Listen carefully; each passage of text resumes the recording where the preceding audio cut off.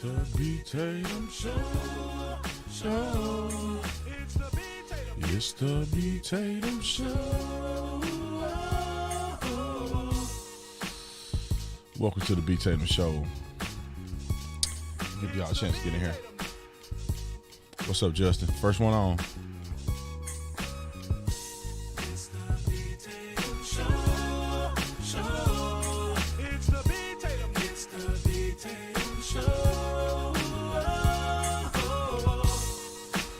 All right, so now y'all in here.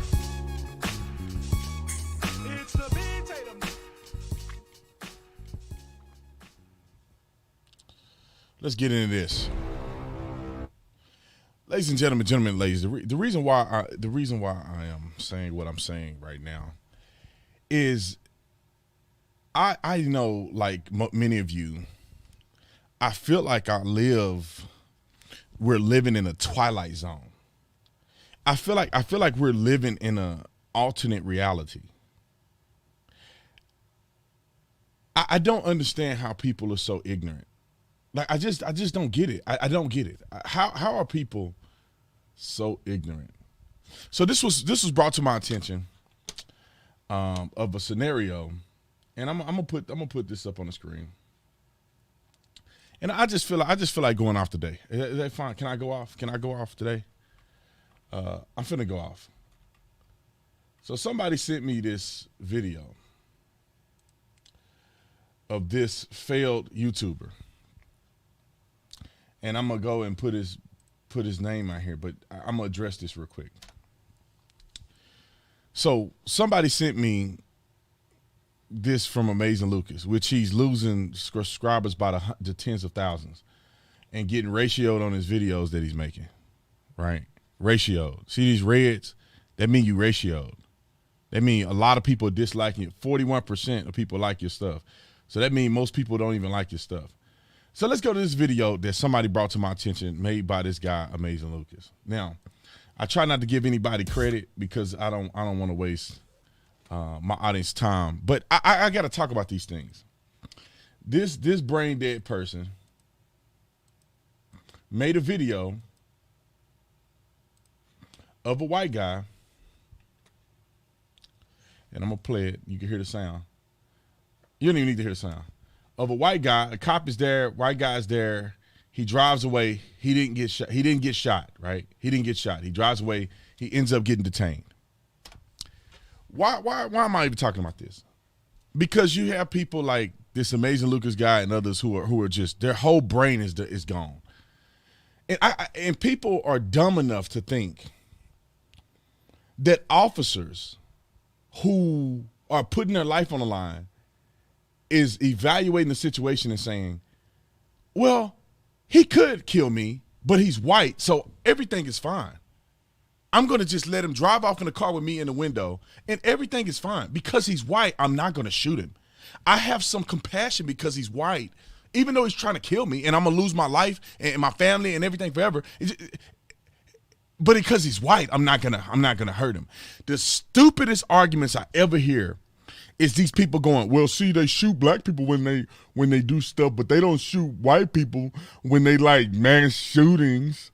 Do you know how dumb you sound?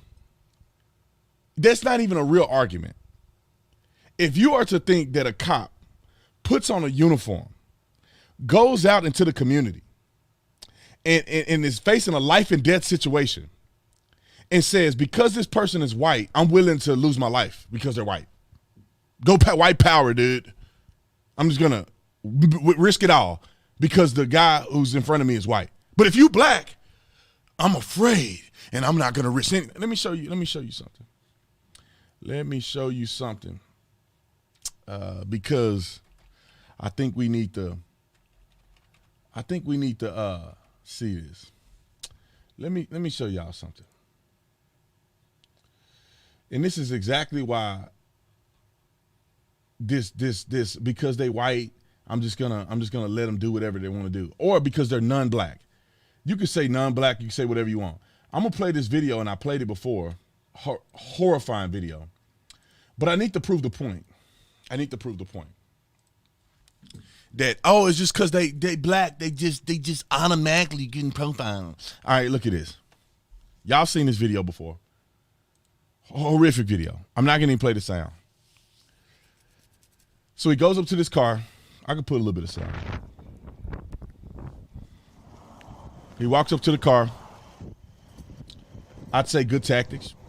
You don't want to be on the side of the road where the car's at. Guy get out, push you in traffic. You come on this side. Yeah. You mind if I open the door? Or if you want to roll down the window more. See, the officer, in my opinion, is being too nice. And the critics will criticize you for being too mean. But when you're a police officer, and I'm not saying this will change anything that happened here, this guy had it out for him. But you got to be assertive. And people don't understand that until you see this video.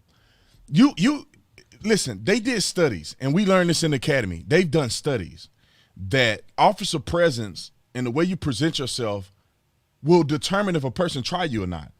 Most of the people that are in jail for shooting police officers, killing police officers, they interviewed them. And they all said, well, the guy was sloppy. He was out of shape, or his boots wasn't polished. He didn't look like he was physically fit. He didn't present himself as, like as an officer. He was soft or whatever. And so we tried him. And they had the opportunity to try two officers, and they tried one over the other. And people don't understand that. It's when you roll up on somebody, you can show them respect, but you got to be daddy. You don't ask them anything. Say, roll the window down, sir. Thank you. Please roll that window down. I'm not going to ask you twice. Thank you. I appreciate it. All right, now let's talk. You're going way too fast. We all know that. I'm not here to waste your time. Don't waste my time. May I have your license and registration? Thank you. So I'll be back to the car in a second. I mean, it's a different tone. And then they know that this cop ain't really, his officer's safety is heightened. I gotta watch what I'm doing. So let's finish watching this horrible clip. But this is proving my point. And I'll play a couple more. Yeah. I noticed you got temp tags. You got a registration for the vehicle? Yes, sir. I'll need registration and your driver's license as well. Right.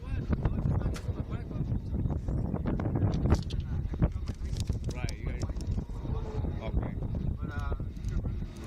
So it seemed like a regular, average stop.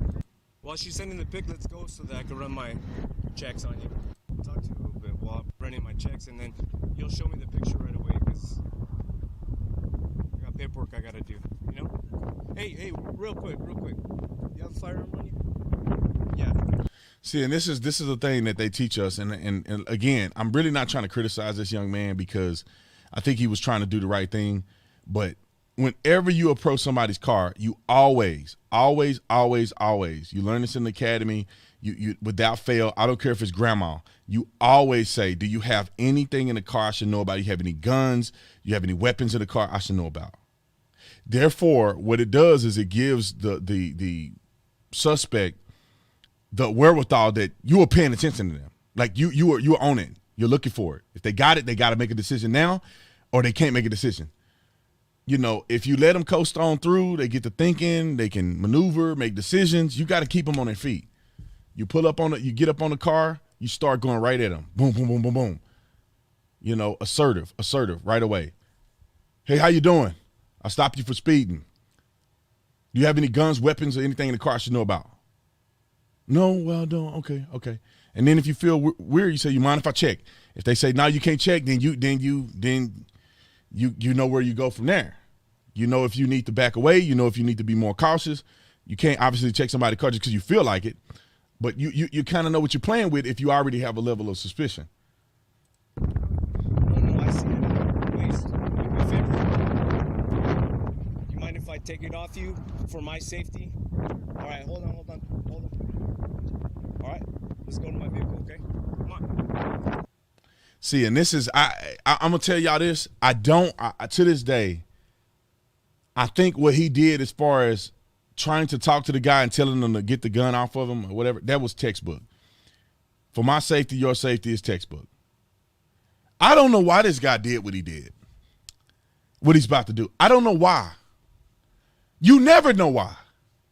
There's never a rhyme or reason. And this is what makes me mad with people in law enforcement when they criticize officers. You never know what these people are thinking. This ain't a black man. Somehow he can't do nothing because he ain't black. Look at what he's about to do. I don't know what this officer was seeing and observing, but from what I see, it doesn't seem like this guy is in a position to want to take it all the way right now. All he said was, hey, the cop didn't even want to run the gun. He just said, hey, man, let me take that out for you. While we talk for my safety and yours, we communicate and I give it back to you. This guy did this. He shoots the officer. Shoots him. Why? Random. He didn't say nothing. He didn't do nothing. This officer don't even look like he's white. He didn't say nothing. He didn't do nothing. I don't know what made this man do this. And he shoots him. Oh, shit. And he shoot him. He stand over him and shoot him. They didn't play that part. But he stands over him and shoots this cop, point blank range, murders him, and drives away. Regular traffic stop. Cop just minding his business. Going up because the man got tags all messed up or whatever the case he put him over for. But y'all dummies, not y'all because y'all perfect. All y'all perfect. But you got dummies out here that are swearing before God that somehow this only happened. Cops are only afraid of black people. The cops are treating black people. Man, listen. Cops are leery of everybody who can potentially take their lives. That's just the way it is. You're leery of anybody that could take your life. I got to switch screens real quick. Anybody that could take your life, you're leery of them. And this happens to you in the line of duty for no reason. And it bothers me. So dumb is like, see, they just let him go because he's white. And no cop want to end up like this. It breaks my heart to even talk about this. I want to, thank God it ended the way it's about to end. That gave me a little hope. But no cop want to end up like this. I want to put the uniform back on, go out on duty right now, take my AR, put the uniform back on, and go and get this guy. But justice was served down the street here. You think a cop is worrying about the color of your skin? Right here? You think the cop, you think they train you to say, hey, let your guard down because he's white or Hispanic. Anybody but black, you can just go all the way. Let your guard down. For black man, you got to be scared. You think they train people this? Let me tell y'all something else they do on the police department. Every officer involved death, they used to send it to us. They send us every officer involved death. So on our computer every day, every officer that died in the line of duty, they send you an email and you read the email. And sometimes there's video and you watch the video. Because when you go out on duty, so you can learn from these officers and what they've done and be more aware that people may just do this to you. Never seen somebody do this before. Now officers all over the country have seen this, and now they're going to be more leery on a traffic stop, as they should be. But this has nothing to do with race. This is not a color thing. This is a survival thing. Anybody can do you in. Now, I want y'all to see this part because this is my favorite part. And I wish I was there on the scene. Let me see what happened here.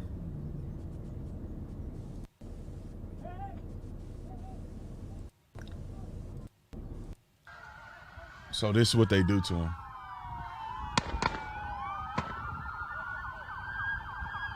Hey, get the fuck back!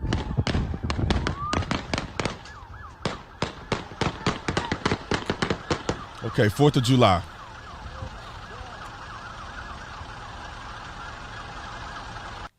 Okay, turned him into a piñata. So this is what the end result was, which it actually made my day that that's what happened to him. And I'm not trying to be mean or nothing, but hey, this is what happened to you.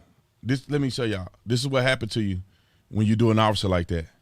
I don't expect nothing less from these men. I expect nothing less. You get out, you don't comply, you lay down here stiff. And I wish they'd have peed on him while he was down there, because he's a scumbag shooting a police officer for no reason. Now, I hope that opened up your stimuli so that you can realize that this ain't about race for police officers. You want to live, you want to survive. Anybody can get you at any time. And you wonder why they come out and they hostile. Why some of them got an attitude. Why some of them may be short with you. Because they don't want to end up like this. And they don't know you. They don't know what this guy had no reason to do what he did. They don't know you. They don't know nothing about you. They don't have to. Do what you're supposed to do, and you ain't got to worry about nothing. Now, I'm going to play another video because I'm going to lighten the mood up just a little bit. I'm going to try to hit the beat button because there's a lot of cuss words in here. And I don't understand how, like, today, this video would be deemed racist or prejudiced or bad or criminal. I mean, this one is grainy. I'm going to get a better video. But in today's society, this video would be considered hate speech or something. Back then, it was funny. Now, I guess all the videos that are out is grainy. So I'm going to try to do my best to beep it out because I don't want all the cussing. I don't like all that cussing. I want y'all to watch this. And you tell me if this is real or not. Roll the film.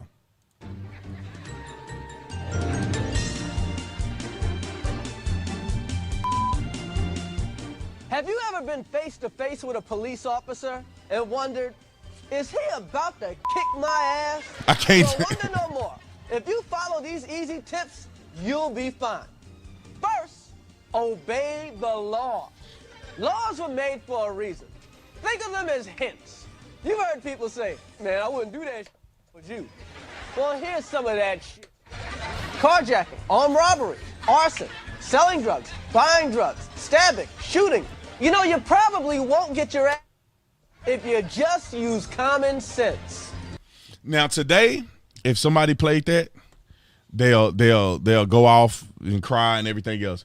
Anyway, this is satire for Chris Rock. You can go and look it up, but he goes through, he talks about riding the car, turning down the music, not confronting police, obeying, not having drugs on you and all kind of stuff. I don't want to play it out. It's too much cussing in it.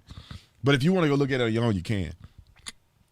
If you played that today, people would be crying right now. And eventually I'm going to make a video and I'm going to blur it all out, then I'm going to do a commentary to it. You do that today, people be crying. Well, that's not right. That's not right. You shouldn't even do that. It's like, man, look, it's very simple. And thank y'all for the super chat. I'm watching them. Thank y'all for the super chat. And I'm gonna go over the super chats for everybody. Super chat. I'm gonna go over at the end. I should have opened up the window at first, so I'm gonna miss the first couple super chats that y'all did, simply because they're just not. They don't save them anymore like they used to. So I may miss the first few, but if you write them now, as this screen is open, I'll be able to grab them. So this is the thing that I think it's invaluable for us to understand.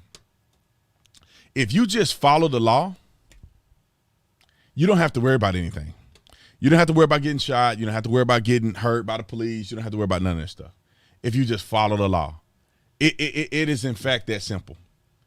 The chances of you getting hurt outside of following the law, the chance of you getting hurt, if you follow the law, is almost little to none. 9 times out of 10, you will not get hurt. Let me get some of these super chats because I see that the system is still messing up, so I better grab these before it's too late. Okay, first, lightly tap that like button. I appreciate you. Thank you for the super chat. Y'all hit that like button, hit the like button, hit the like button. We got 10,000 people watching. We should have 10,000 likes, man. Let's see. Let me get over here. Let's see. Here to support Latina Sunrise. I appreciate you. Did it say sunshine? Sunshine, not sunrise. Jeremiah Baker, thanks so much. He was on the way to a drug deal and was armed and dangerous. That is the brass, and the brass knew about this and just told the officer to pull him over and make the ID. That's horrible. That's horrible. If they got that man served like that, that ain't right. And you never pull over a person by yourself, especially if they're armed and dangerous like that. Let me get to a couple of these. I think they're showing up here, so I'm gonna save them. I just want to get to the one so I don't miss them. Appreciate all you do. God bless you and all who come through Milwaukee, Wisconsin. I appreciate it. All right, let's get back to the subject at hand. If you comply, you don't die. If you do what's right, you don't got to fight. You know, if you're a man of integrity, then you ain't got nothing to worry about, man. Police ain't out here just hunting black people down.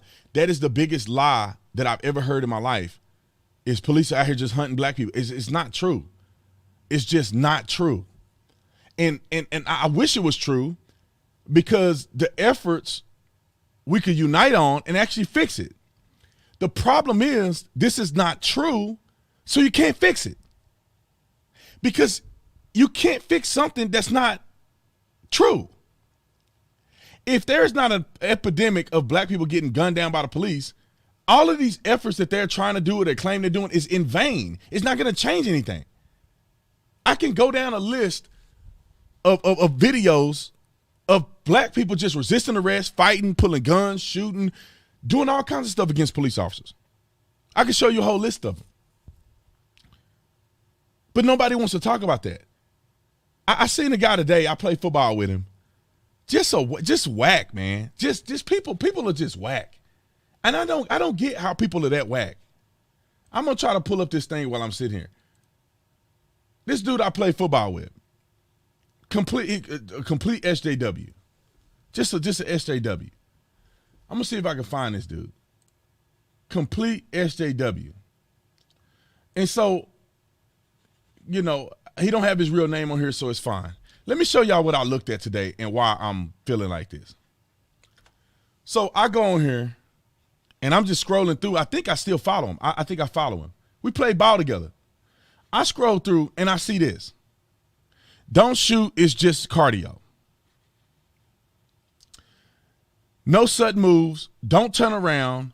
Show me your hands. Don't speak unless spoken to. Black Lives Matter, 24/7, 365. This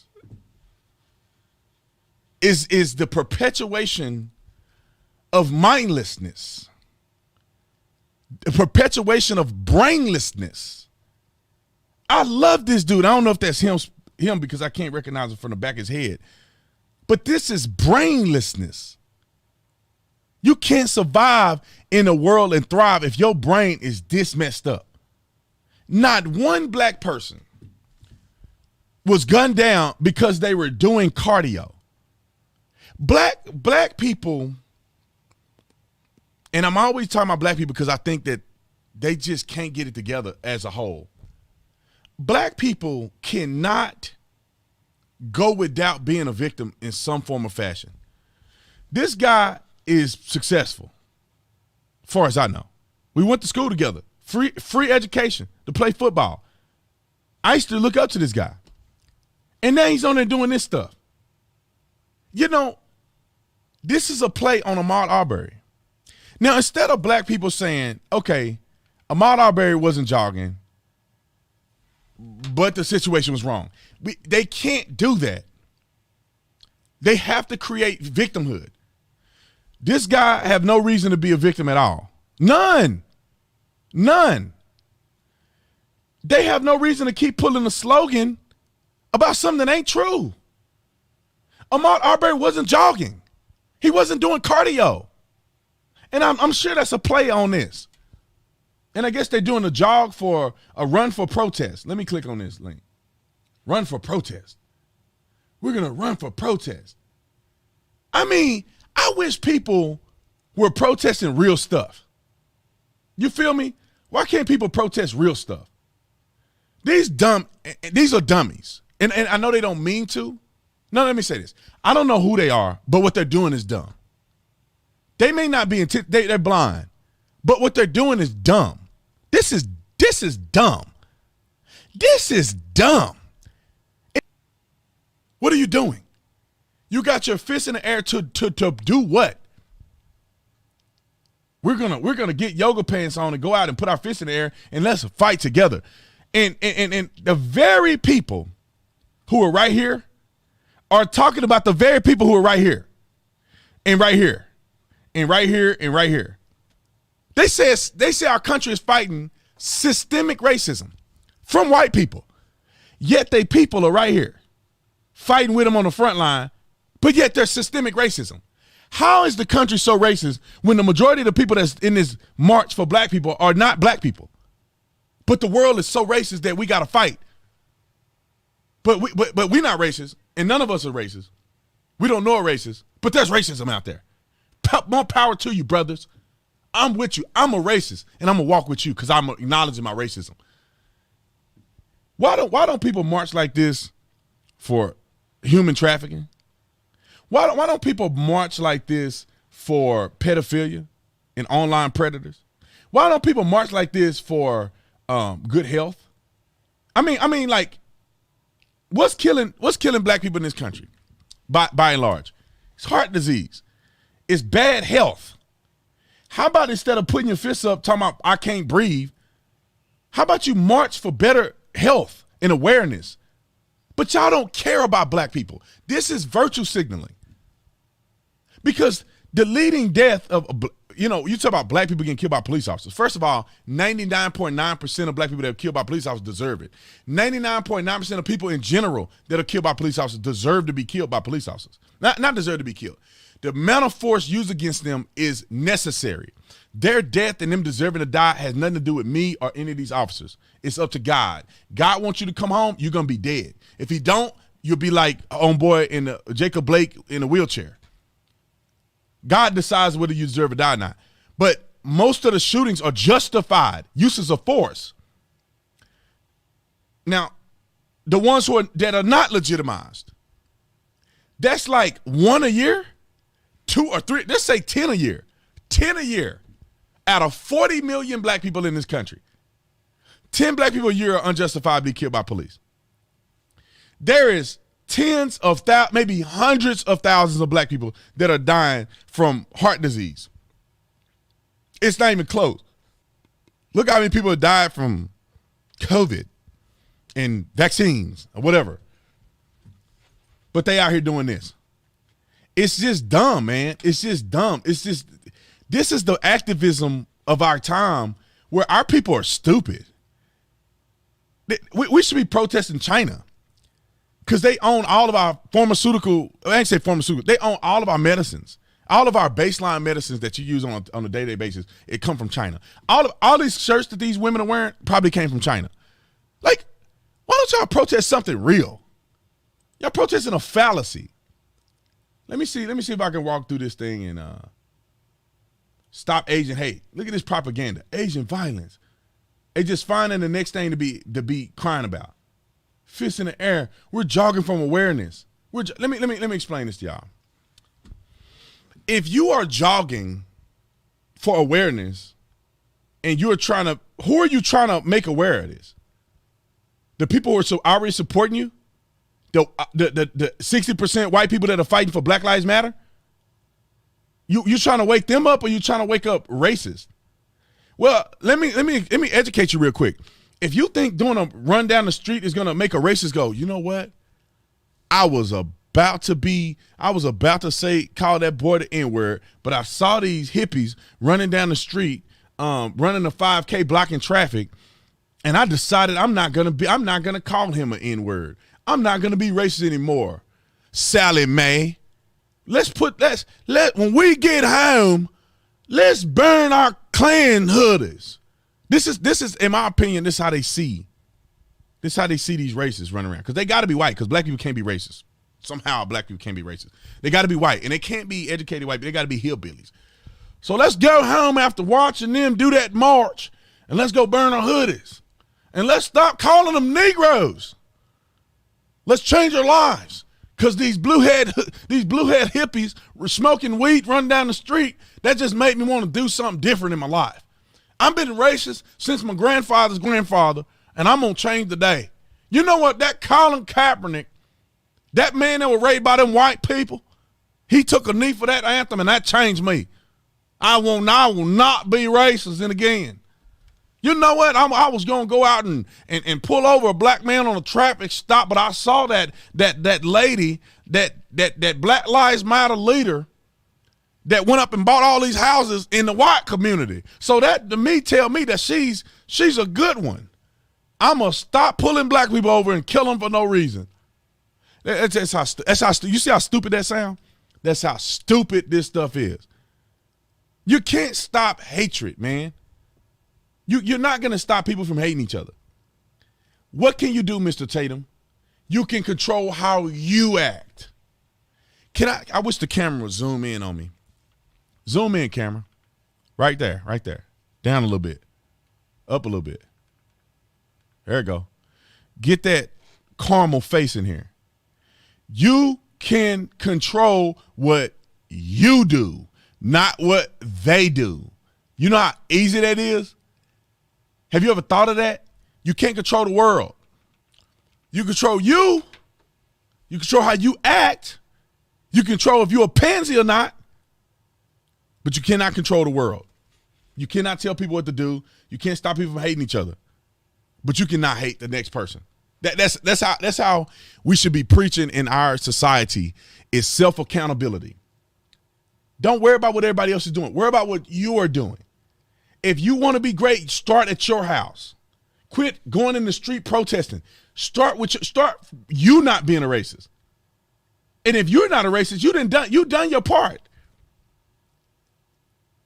And you can advise another person, be the best version of themselves they can be. But the problem is, y'all over here marching and you ain't got your own life together. You over here, Black Lives Matter, and you dumb. You're uneducated. You're talking about, I'm running with Ahmaud Arbery, and you ain't looked at no facts. But you out here protesting. It just kills me, man. I can't I'm like, do y'all feel me? Hit the like button if you feel what I'm saying. If you see it the way I see it. I'm like, what planet are we on? Like am I dreaming? Am I gonna wake up one day and be like, dang, that was a crazy dream? In my dream, we had masks on, everything like slaves. Man, it was crazy. They made us wear they made us wear masks, and we did it. That was a crazy dream. They said our police officers, they defund the police. They're marching in the streets and everything. It was a crazy dream. Dang, that was a close call. They said the world is, America is racist, and there's this term called systemic racism that you can't enumerate. You can't even find it. It's not even conscious. It's subconscious racism, implicit bias, meaning that you have no choice, but you're biased. And you can't quantify. You can't fix it. You're just a racist. And the country is inherently racist. But yet, this is the thing I find to be, to me, I mean, just brain blown. This is what I find to be brain blown to me. Last time I checked, the black man put the other black man in bondage and sold the black man all over the world. I don't know if somebody help me. Am I missing history or not? The African continent was the continent of slave trade. And black people used to take other black people and sell them to whoever was going to pay the price, either through trade or whatever other means that they were profiting off of this. And they used to put them on boats, and they used to watch them pile them in these boats, in these ships, and stack them like this on the bottom. They were there. Where do you think they got the chains from? They were bound in Africa and put like this on the ships. The black men watched them. They watched them do it. They knew they weren't gonna make it 6 months at sea. They didn't give about them. They didn't care. They got what they wanted. They sold off their own people. Who you really mad at? And you get to America, and only people in the South are participating in this. People in the North never agreed with slavery. They never agreed with it. They never did slavery. They were free. That means black people were free. Do you not understand that? If you were in the North, you were free. You weren't a slave.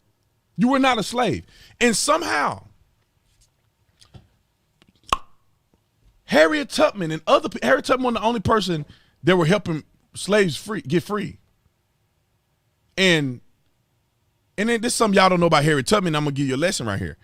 Harriet Tubman was married at the time when she escaped, and she was at least living with, or at the night she escaped, she was staying in the same bed as her husband, who was a free slave. I mean, he was a free man. He wasn't a slave. He was freed. Harriet Tubman was married, living in a little cabin with her husband, who was a free man, a free black man. Her husband told her not to do it, but she did it anyway, creating the Underground Railroad. In the middle of the night while they sleeping in bed, she get out of the bed and she started her journey. Her husband disagreed with it. Y'all didn't know that because they want Harriet Tubman to be some person crawling on all fours in a cotton suit, picking cotton and singing hymns. Regardless of that, Harriet Tubman didn't find the Underground Railroad of black people. It was white people. It was white people that helped Harriet Tubman, the abolitionists that helped Harriet Tubman help free the slaves. They were taking chances with their lives to make sure black folks wasn't in bondage from them Democrats. And y'all still vote for the Democrats today. When I go back and think of the 13th Amendment, who do you think signed it? Black people wasn't in power. It was white people that decided that they were going to free the slaves in slavery. And in the 14th Amendment, they were going to give black citizenship. White people voted for that. Black people didn't even have the right to vote. Which is kind of nuanced because black people did have a right to vote, and then they didn't have a right to vote, and then they got a right to vote again. Because it used to be, and my times are probably off a little bit, but the way I understand the history is that it used to be land ownership. And so if you own land, you could vote. And black people own land, and they could vote. And some white people couldn't vote because they didn't own land. So black people had a right to vote initially, and black people voted and white people didn't, because the black people that own land, they could vote. White people that didn't own land couldn't vote. Y'all, they don't want to tell y'all history. And then it was somehow put into place that black people were not able to vote because they were black. And then they gave black people the right to vote. So who voted for that? White people. So you can criticize white people all you want about what they've done to black people, but you got to give white people credit how they brought back black people out of it. You know, this Christian religion didn't come from Africa. The faith in God and all these things in Jesus, it didn't come from Africa. The Europeans brought that with them when they came to the Americas. And now y'all up in church speaking in tongues, Holy Ghost filled. Where do you think it came from? White people. And I'm not saying white people in general. What I'm saying is that the white people brought it over to America. The black man sold the black man to America. God turned this crazy situation into a positive, and y'all still out here cutting up and complaining. The white man helped black people become free. The white man has been fighting for black people ever since the beginning. Ever since the beginning. And black people are out here being told that the white man hated you. Most slave owners, most white people didn't even own slaves. I mean, I see numbers up to 6%, and I seen numbers lower than 2%. I don't know which one is more accurate, but I've never seen nothing higher than like 6%. 6% of white people own slaves. So what, the rest of them didn't own slaves? They didn't even own slaves. But y'all just y'all attributing all this to white people. It's a game, y'all. They pitting us against each other. There's the difference between good and evil. There were black people that owned slaves too in America. The first legal slave owner in America was a black man. Blew my mind. I looked it up. It blew my mind. Anthony Johnson. Anthony Johnson, you can look it up. Anthony Johnson. You know, and it's funny because it's funny because I guarantee you there's a fact check on it now. But all right. Let's pull up the screen for y'all. So y'all know I'm not making this up. Okay, boom. Let's go right here. Anthony Johnson, 1670. He died in 1670. He died at the age of 69 or 70. The colony of Virginia. Known for being one of the first people to legally own a slave in America. The prominent early colonial black person to acquire freedom and wealth. Think about this. This man, it says that he acquired freedom and wealth in the 1600s. They listen, man, they are, I don't know how we ain't looking into this more. They just lying to y'all about slavery, and they paint it in a very different light than what it really was. How the can a black man who was a farmer, one of the first, many people say he was the first. Anthony Johnson was a black, let's see, Anglican. I want to say Anglican, known for achieving wealth in the early 17th century. He was one of the first African-American property owners and had his rights to legally own a slave recognized by the Virginia court. I just like I don't understand what was happening here. Look, this man is black. This man was wealthy in the 17th century. He owned slaves. He went to court. I think he had 2 or 3. He had some people that were indentured servants to him. They were indentured servants. And he was able to go to court and sue and to gain legal slave ownership of them. And he won in the court. In court. So a black man in the 1600s went to court to own other black people. And they out here telling y'all that y'all were just in chains and the slavery was created by the white man. And the white man was just holding you back. The black man was holding you back too. Look at this fool. And the black man sold the black man to the black man in America. This black man was smart. When I say smart, he was on the end of being successful, and he owned slaves. He didn't let them make him a slave. He owned slaves. I'm gonna click on the little Wikipedia page. So and it's too little. The words are too little. But go look it up for yourself, because I don't need to even go through and say all this stuff. I think it's fairly clear that that's an example. Don't let nobody lie to you. There's an example. Anthony Johnson, one of the first legal slave owners. You know, and there was hundreds of black people that owned slaves. Hundreds. You know, I'm never gonna, it never seems to amaze me how disingenuous people are. You know, it never seems to amaze me. Go and look up some of these black folks, man. Go and look up these black people. Black people going to court. This lady right here. Hold on. Let me get this off here so they're not getting no advertising money from me. This lady right here, Elizabeth Freedom.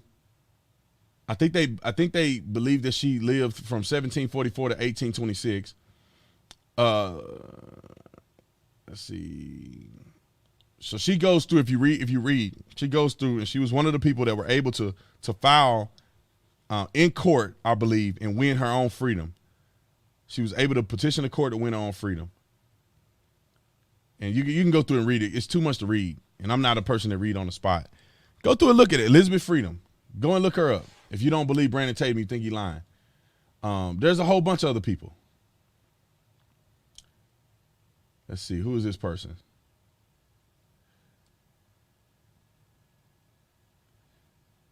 Look at this right here. Let's pull up another person. This person right here. I think it's Dubucklet. I may be saying his name wrong. Dubucklet, Antonio. Antoine. This gentleman, it says right here, was the state treasurer of Louisiana from 1868 to 1879 or 78. Before the Civil War, this gentleman was one of the wealthiest African Americans in the nation. After the war, he was the first person of African descent to hold the office of Louisiana treasurer. One of the wealthiest African American in the nation in the 1800s. And then you can go and you can look at Madam C.J. Walker, Sarah Bree Love. The first female millionaire out of any race, white, black, or indifferent. Madam C.J. Walker was the first millionaire out of any woman. Let's see.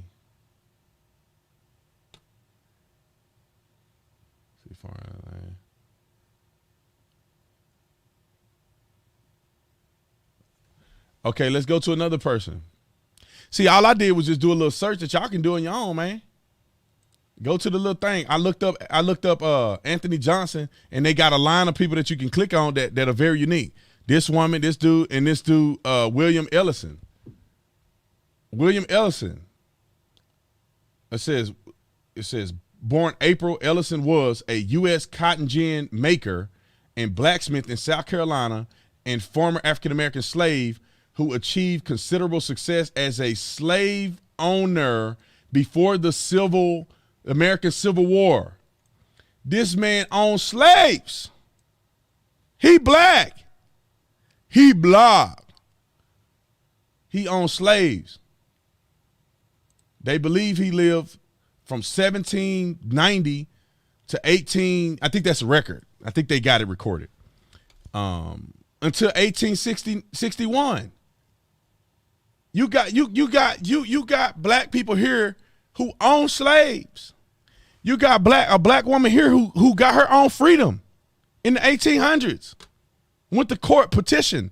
You got this guy, a highly successful, one of the wealthiest black men in the nation, Louisiana treasurer in the 1800s. And now you act like you can't even get a job at McDonald's.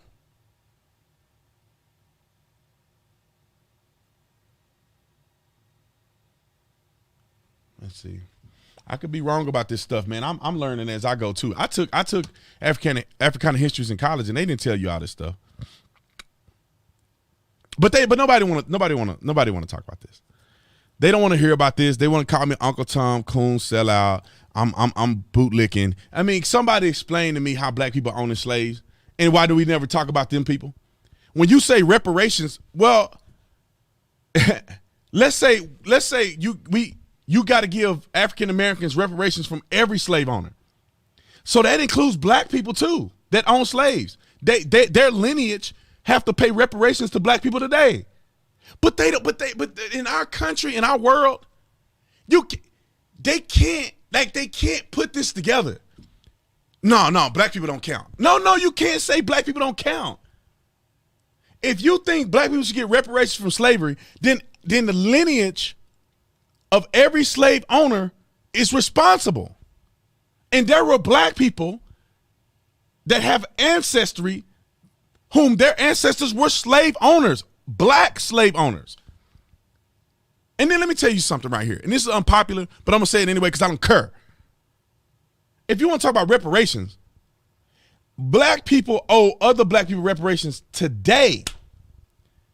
Chicago should be paying out reparations to its victims today. Black on black violence should be paying out today. Black people murdering each other in gangs in California over the past couple decades, half a century, should be paying out reparations to their own people today.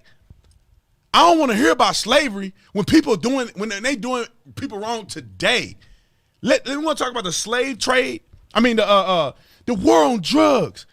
Black folks are selling crack to other black people. They owe black people an apology for selling crack to each other. My uncle, great uncle, owe black people an apology for selling dope to them and watching them run around like zombies. I mean, come on, man. Come on. I remember seeing these crackheads. I remember seeing them when I was young. I used to see them come through. See these crackheads, zombies. My family giving them the drugs. My family members, zombies. People making my family members zombies. My auntie and them high on drugs. Gone somewhere. Nobody know where she at. Left her kids. She ain't seen her no. Now great grandma. Now my great grandma got to take care of kids. She gone high. Somewhere smoking crack. My other auntie, and these are my great aunties. My other auntie, smoking crack, teeth falling out. I remember, and I love my family members. And I love them to death. And if they ever need anything from me, I'll help them out. I'll bless them. But I got to keep it real because people think I'm just making this stuff up. I was in my draft party, my NFL draft party. My girlfriend at the time, she was my fiance at the time, was white. And I brought her to my draft party. All my family was there. All my family. Hood, people not in the hood, everybody was there. My auntie and her boyfriend was so high that they weren't even speaking English. And my girlfriend was looking like, are they okay? They were going, they high, they so high on that crack. They at the draft party talking, I don't know, some foreign language. High, cracked out. You know, you feel me? I grew up where you go to the car wash, brothers in there wash your car for $5. They in there wash, I don't know how they rigged the machine up, wash your car $5. We got our own people turning into zombies. You owe them reparations. Stop, forget all that slavery. What are you doing today? In Chirac, young brothers laying face down all weekend. I got a video right now. People running through the street, people busting.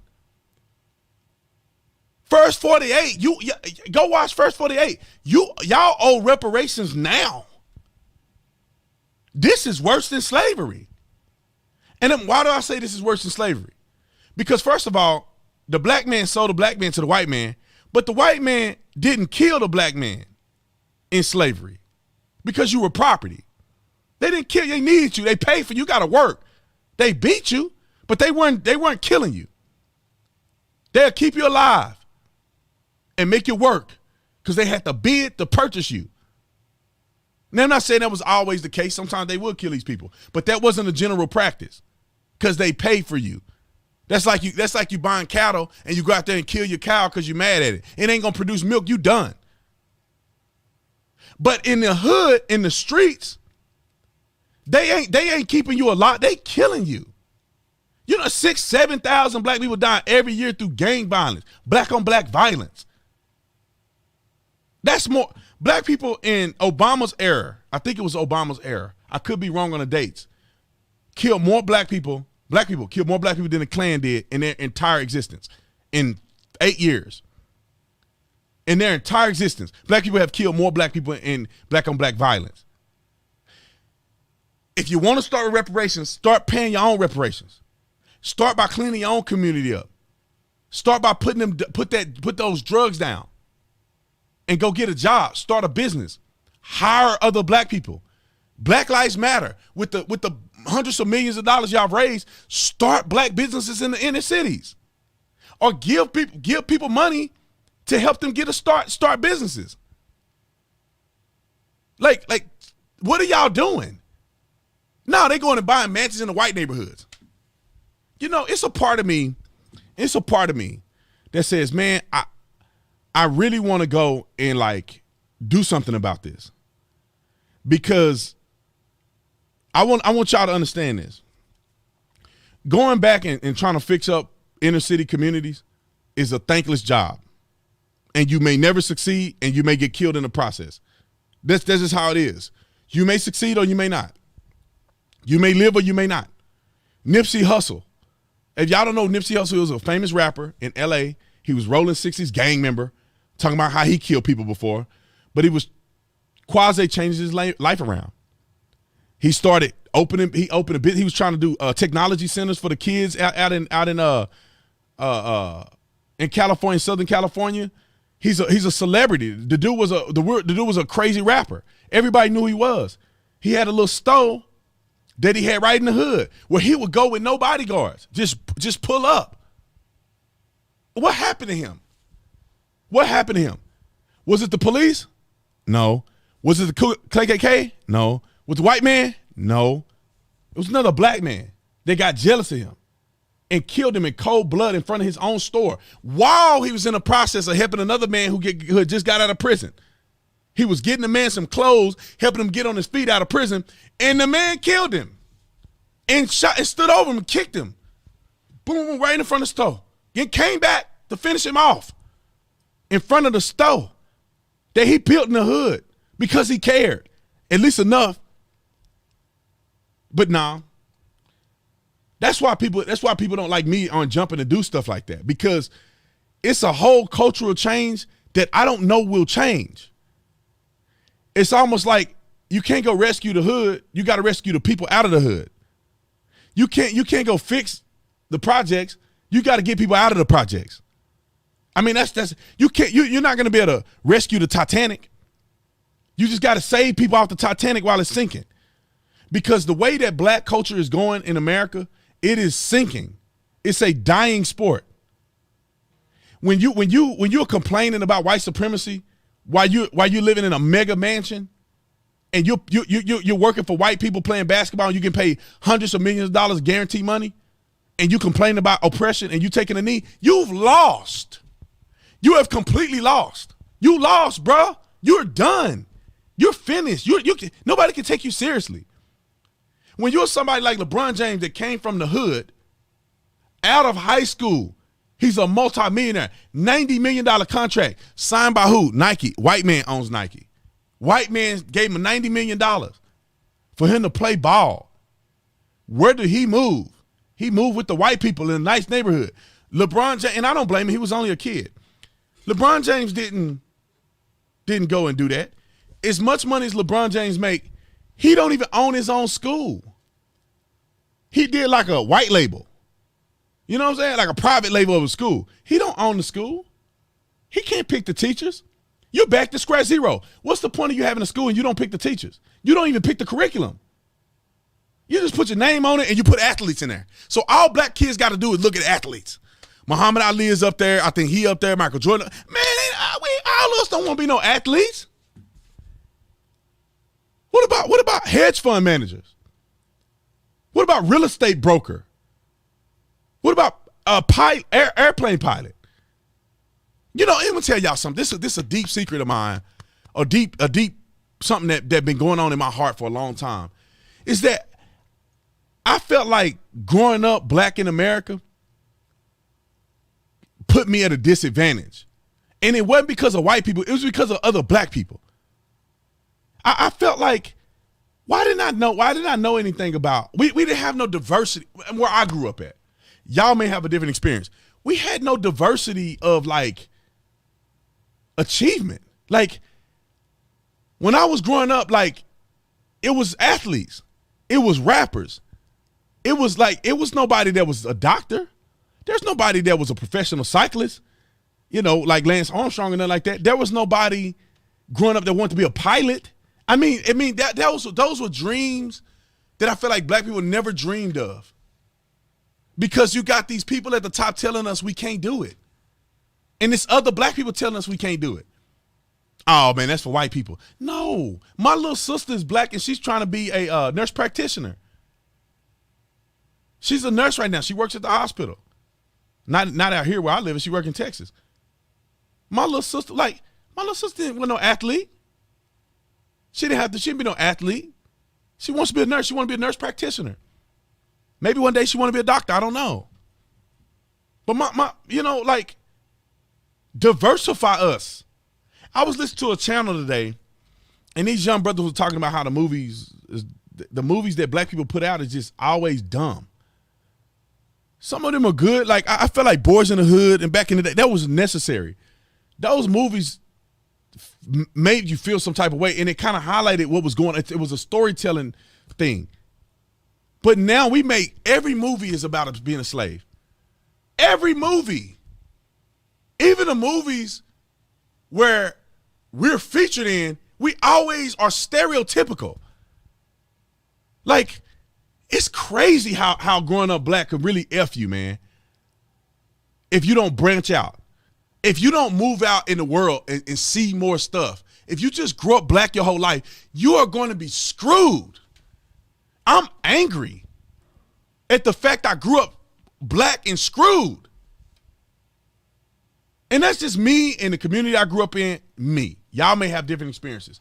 I wish I would have learned more about being a pilot. I'm in my 30s now. Now, I'm not too young to be a pilot, but, like, I want to be a pilot, man. I watched the little channel, the dude. He's a pilot. He tells, I don't even think he's an American, but he tells you all the stuff about the airplane, and I'm just like, I'm so amazed by airplanes. I fly them all the time. I'm so amazed by airplanes. I want to be a pilot. I think it's so cool. I think they're so cool. Pilots are so cool. Never crossed my mind growing up. It was football or whatever. It was a way out. I'm like, man, I wish I wouldn't have played football. I wish I would have been a professional cyclist. And if you said that when you were young, you're Uncle Tom sellout coon. You want to be like the white man. I wish I was riding in Tour de France. Do you know how beautiful that is? Do you know how beautiful it is to play a sport where you're traveling all over Europe to ride in a beautiful countryside? Getting paid to ride bikes now, it's difficult. But that's a different change up than playing football and beating your skull up every day. I just wish they had more diversity. I wish I saw more. I wish I saw black people who weren't just athletes that were making money. That wasn't just real estate agents. You know what I'm saying? Like I want to see a black man that's a real estate broker, not an agent, but a broker. I want to see a black man that's a hedge fund manager.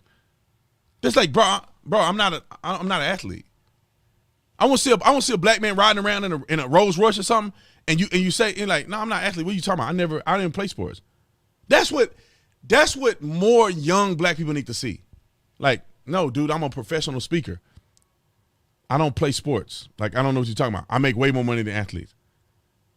Like the stuff that I see white people do that amaze me, I wish that black people would do that. And we could, but they tell us that we can't. They tell us that the white man we out here being activists.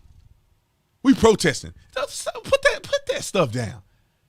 Go be the difference you want to see. Go be a cop. What you protesting the police for when you can go sign up and patrol your own community? Now, you ain't got a criminal record. You can go do that. But you rather protest. You rather be in the state of perpetual protest. That's what they want us in, the state of perpetual protest. We didn't hit so many milestones as Americans of African descent that black people should be done protesting at this point. We should be done. Like, there's nothing to protest. They already did it. All you got to do is be active now. It's like running a relay. It's like running a 400 meter, the 4x100 meter relay. First leg, they take it, bop, bop, bop, bop, bop, bop, round the corner, hand it off. Second leg, take off. He reach back, grab the baton, down the back stretch. Hand it to the third leg. Third leg, take it. Okay, third leg, you got to put in the work because once I give it to fourth leg, it's that you ain't no more chances. Handoff need to be good. You need to put off on the mark. You can't scratch. You got to go. Third leg coming. Come on, man. Come on. Come on. Let's go. Give me the baton. Fourth leg, get the baton.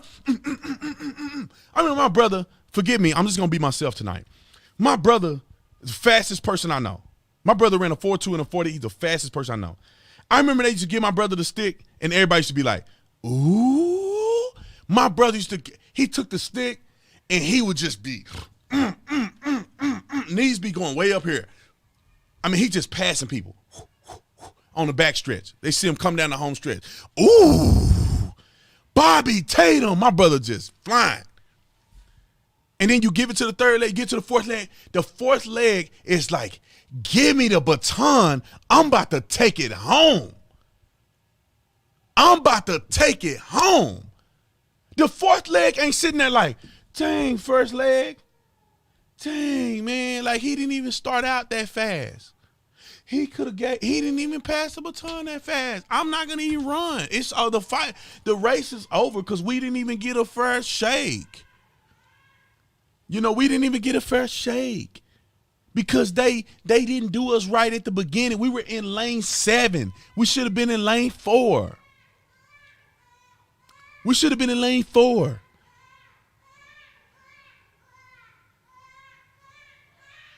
I don't know why my wife bring that baby in here. She could just leave him in the room. She's bring him in here and let him cry in the living room. He's a handful. But you don't get the stick. You don't get the baton on fourth leg and complain. You get the baton, you take it, and you run with it. And you go hard. And you never look back.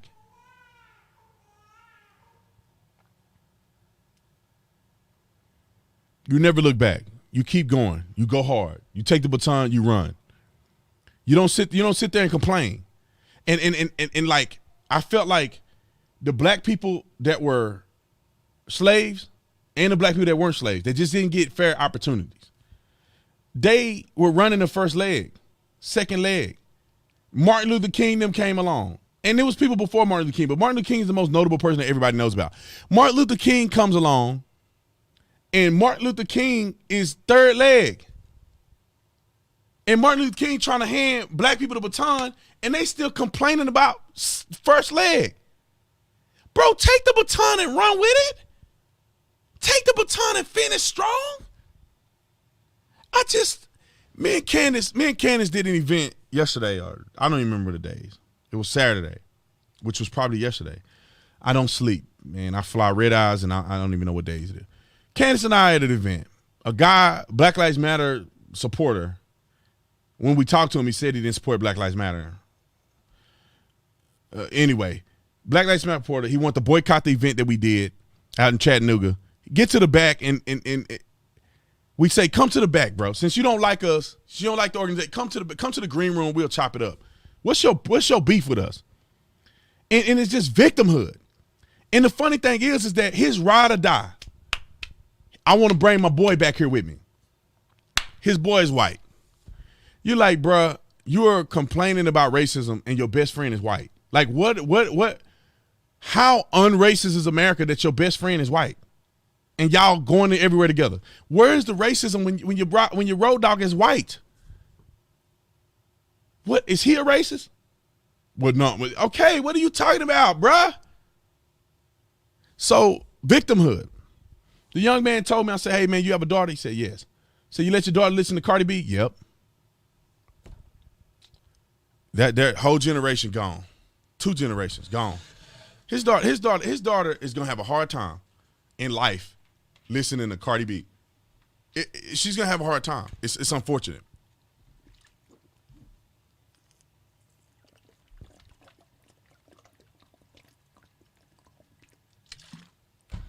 Throwing that thing back like a fifth. They just want to be victims. They want to be victims. They strive to be victims. And I don't understand why. I will never understand why. So I'm gonna answer some super chats, but first, I want to make this available. I'm gonna have to call my dude. We got a brand new shirt that we just launched tonight. And it's fire. But this is what I'm gonna do for y'all, because I want to make sure they get the inventory right, because we sell out, then we get in trouble. So I'm gonna give y'all a discount code tonight, only y'all tonight, to use tomorrow when we launch. We officially launched a brand new shirt, and the shirt is fire. And I'm gonna give you a sneak peek. I'm gonna give you a sneak peek of it. And then we're gonna go. My phone is at 3%. If I can pull this shirt up and show you a little bit, my phone is at 3%. Then we gonna show it. But I want to give you an opportunity before I start running my mouth. I'm gonna answer some of these super chats, but we got a brand new shirt that we launching that's fire. It's my favorite shirt I've ever made. I'm gonna show y'all a sneak peek, and I'm gonna give you a discount code to go buy it tomorrow when we officially launch it. We were supposed to do it tonight, but you know, Brandon Tatum's the only person that work on the weekend. Okay, everybody else they doing their own thing. If you can get a glimpse of this, my phone is gonna die. Take a glimpse. Can you see that? Now, it's a black shirt, so you can barely see it, but that right there, brand new shirt. That's my favorite shirt. I want y'all to have a discount. Let me give you a discount, and I'm going to get to the super chats. I know y'all been waiting. Tell me what discount code you want. How much should it be? I'm going to do it on the computer because my phone is dead. So I want to give y'all a discount. Let me do that, and then we're going to go back to the Q. We're going to go to Q&A. So I'm gonna find discount. Yeah, I'm gonna have to talk. And the code will last. That code is gonna last until midnight tomorrow. Cause I'm gonna give y'all plenty of time to get the code, plenty of time to utilize the code, and then it'll expire tomorrow at midnight. All right, tomorrow at midnight. I'm finna come up with the code right now. And the shirt is called Jesus is Lord. My favorite shirt. I'm gonna wear that shirt every day. As soon as I get it, I'm gonna wear it every day. And if y'all demand it, we'll do them in hoodies or whatever the case may be too. Let me see. What discount code I'm going to give you guys is going to be this right here. I always do it big when it's Jesus.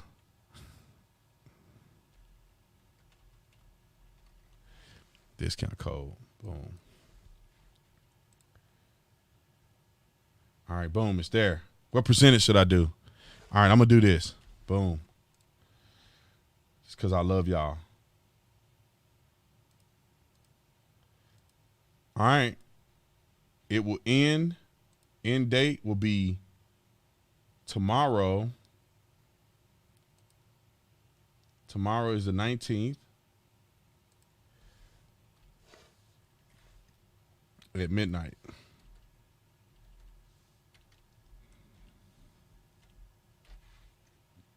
What is going on? Boom. All right. All right, discount code. Save it, write it down. You can use it today if you don't want to use it for tomorrow, but that shirt will be available tomorrow. Discount code only for y'all. I'm not doing this much for anybody else.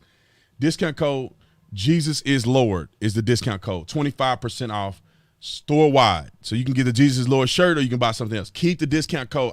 Please. Y'all write it down. Put it in your book. Use it tomorrow because I want to make it live today, but I can't make it live today because they got to make sure the inventory is right so they don't oversell and do all this stuff. And we sell out because I know we're going to sell out tomorrow. I guarantee you we're going to sell out tomorrow. And I've bought over 1,000 of those shirts, and I know for a fact we're going to sell out tomorrow. I know we're going to sell out tomorrow. So Jesus is Lord, give you 25% off. That's only for y'all watching this. Whoever watched this live stream is going to get that. Anybody else, they missed out. Anyway, let's go to these super chats because I love to honor my peeps that have supported me. Shout out to my boy Bryson Gray. Man, I got to bring you on. Are you ready for Thursday, man? You going to come on Thursday? I got to see. God dang, it's so many of them. Okay, let's go through these super chats real quick. He was on the way to a drug deal. I read that one. Thank you for always keeping it real. I appreciate it. I watched also, you never show us 911 dispatchers love. I got your 6, Tatum. You're doing good work. I think I give dispatchers, I think if you are first responder, I think dispatchers count as a discount code. If not, let me know and I'll give a discount code for dispatchers. Because people already get a discount if you're military, if you are police, if you are you ambulance, you're a nurse, you're a truck driver, 55 and older, student, teachers. I give discounts to just about everybody I can that are doing service that I want to show appreciation to. Appreciate all you do. God bless you. And who come through Milwaukee. I read that one already. Expired tags weren't made illegal for a reason outside of money. It's called extortion. Pay me money or I'll kidnap you at gunpoint. Simple as that. First of all,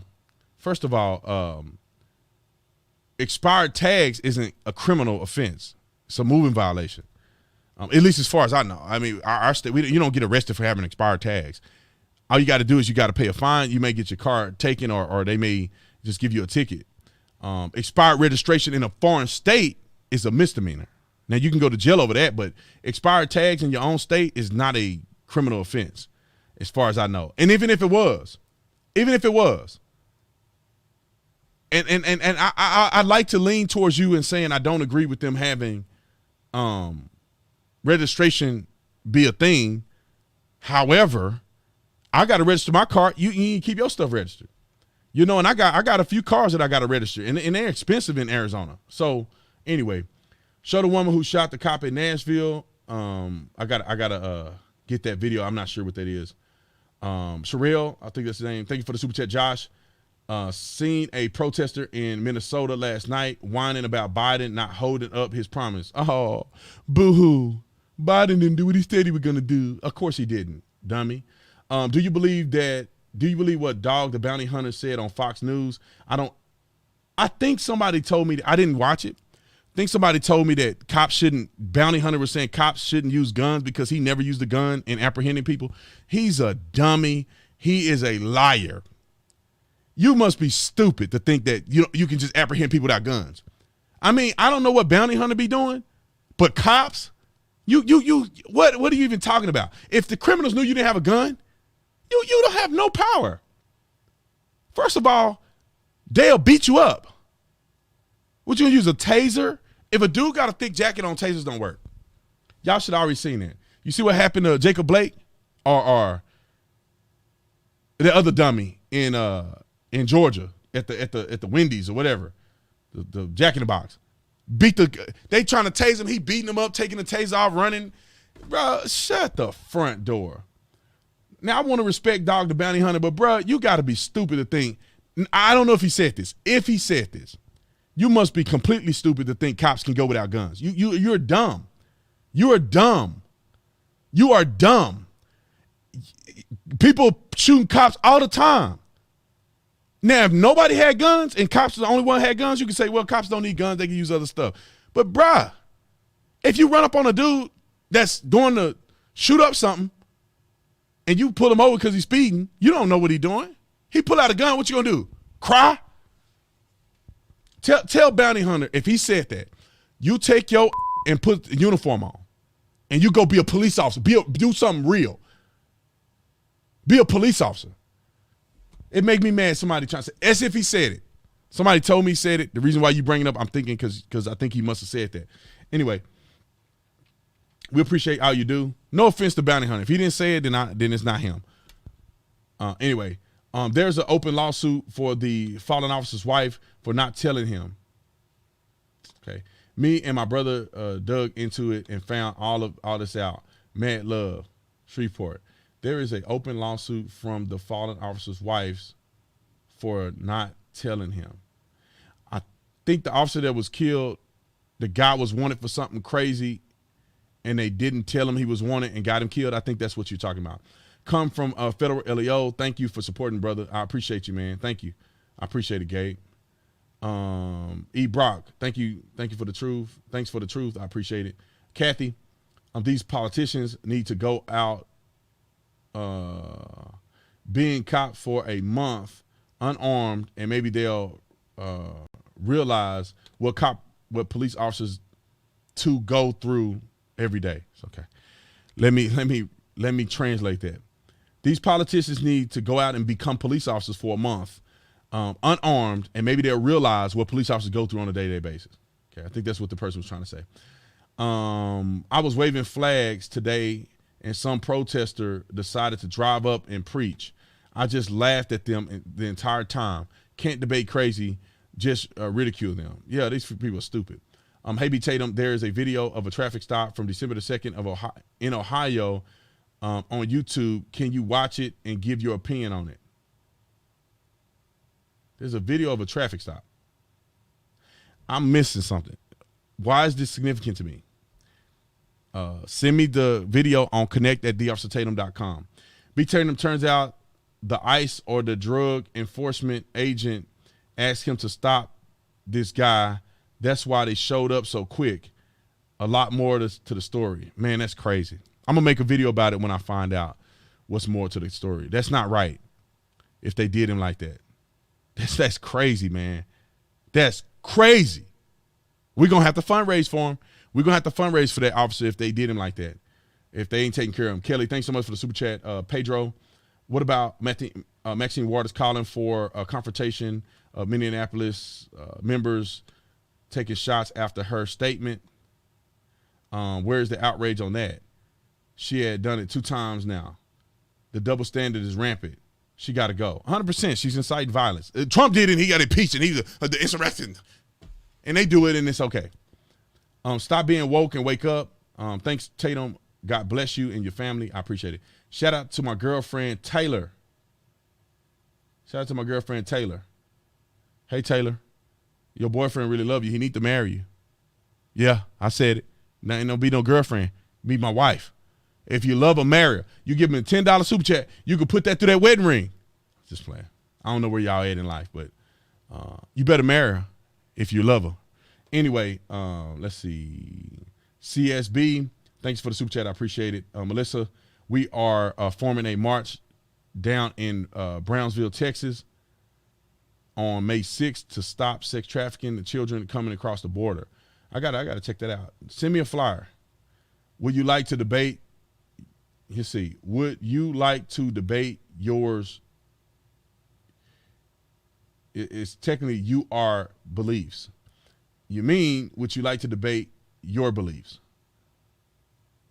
I don't know what you're talking about. Okay, let's see. Today is the first anniversary of the mass shooting here in Nova. Let's see, 23 killed, including Constable Stevenson of the RCMP. Why does that sound so familiar? It sounds familiar. Todd, thanks so much for the super chat. Major Lucas ain't. Yeah, I know he ain't. That dude lost his way. Most blacks lack moral character. Somebody said most blacks lack moral character. I would say that's racist, but I wouldn't say most. I say a lot. A lot do. Not most. A lot do. Because I can't say most, but I can say a lot. CM, thanks so much for the super chat. Taylor, thanks so much for the super chat. Tyler, I am visually impaired and number 3 in sales in the company. I work for 31 stores, 7 states. It's all on who you are. 100. Somebody give me.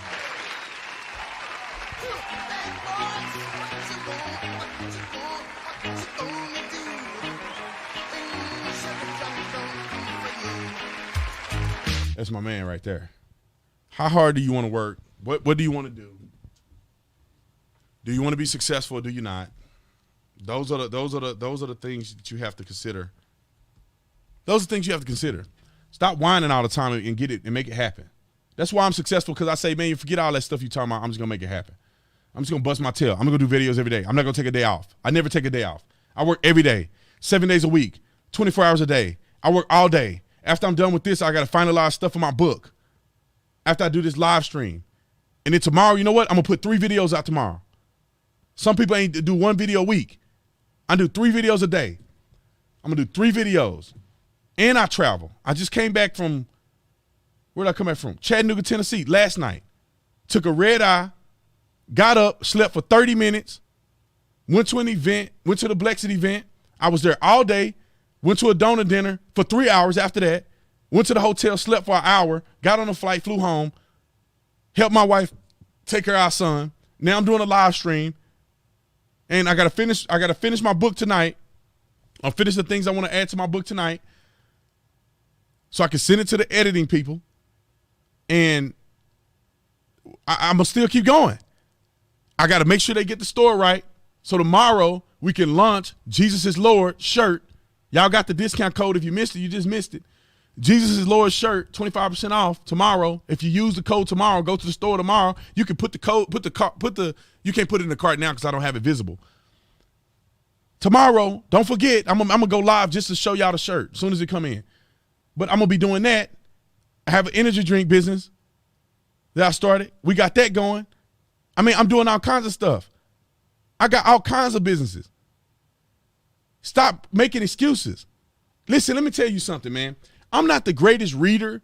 I'm not the smartest man. I don't know everything, but I know how to work hard. I know how to believe in myself. I'm not a strong reader. I never have been. Y'all can tell it when I do my little super chat, read through super chats. I'm not a strong reader. I used to really feel bad about that when I was growing up. People used to make fun of me. They used to laugh at me. They used to make fun of me. It was horrible, man. They used to popcorn read me, and a little girl in the class I used to like, man. I used to feel bad. But I grew up and said, you know what, screw that. I'm gonna make do. And God ended up pushing me and putting me in positions where I had to read. Like I'm on here live doing super chats. I would never do this back in the day. I was too afraid. Now I'm talking in front of the world. I fly all over the country. I'm like platinum status on American Airlines because I fly. I don't know how many times I fly a year. Once a week, almost. I'm flying places, going to 5, 6, 7 states. I've already been to like 10 states this year. 10 states? Maybe not that many states, but I've done more than 10 events. So, I mean, if you want it, go get it. Quit making excuses. Thank you for joining the Tatum Squad. If y'all haven't joined the Tatum Squad yet, hit the join button. We got our community is getting ready to start. It's a community just for Tatum Squad people that want to be a part of it. You get special perks. That's just what it is. You get special perks. You go to another level. Right now, you're on my live stream. You're on my content. My content is free. You can support it if you want to. You can watch it. You can like it. You can share it. It's all free, And then I want to do exclusive stuff for people who want to get more involved, who want to see behind the scenes, all of these things, who want to be a part of a community, because I have a community of people that we do stuff. We're building it out, but we're going to do stuff. We're going to have meet and greets all around the country, cleanups, community events, Bible study. Like, if you want to go deeper, then you can join the Tatum Squad and we can get it done. But anyway, I appreciate those who have joined. 5 people joined so far, which I appreciate it. How many unjustified black-on-black murders? All of them. Cops don't get called to happy situations. They spend all day going to calls where people lie and break the law. What do you expect? Stupid get stupid. 100%, man. God dang. Remember, they refused to let crews record the immigrants in those cells in Texas. Now the left is pushing that staff. Now the left is pushing that staff to the side. Why did Biden cancel the human trafficking unit that Trump made to target human traffickers?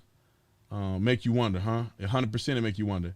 FYI, FOIA has been requested to ID cop who murdered,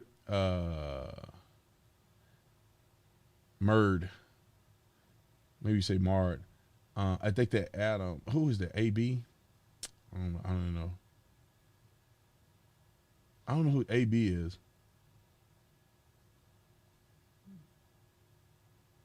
I don't even know what it is. It says, B. Tatum, please watch the video. Quit dodging it. What video? What video? I have no idea what this person's talking about. Robert, thanks so much for the super chat. Thank you so much for super chat. Let's see. What would you say to young men wanting to be a cop? It's a calling on your life. That's what I say. Don't be a police officer for a job. Don't be a police officer for a paycheck. Don't be a police officer because you want to be a man in uniform, and women like that. Be a police officer because it's a calling on your life. And if you don't feel like it's a calling, okay. Ashley Babbitt. They're not going to give it away because it's Secret Service. Like, she's never going to get justice, man. She's not going to get justice. I don't care what nobody says. She's not going to get justice because she was in the Capitol building and she was climbing through that thing and a dude shot her in the neck. Somebody said it was the Capitol Police. I thought it was Secret Service. I thought it was what's his name's Secret Service shot her. Regardless, they ain't gonna never get that girl justice, especially because she's white. Because you know what, you white people ain't gonna go protest and burn nothing down. That's why she ain't gonna never get no justice. If she was black people be out there, Al Sharpton, everybody be out there. But white people ain't gonna do nothing. Americans ain't gonna do nothing for this girl. She just died in vain. I don't think she died in vain, but in general, because other conservatives, what do? They demonized her. That thing looks see-through.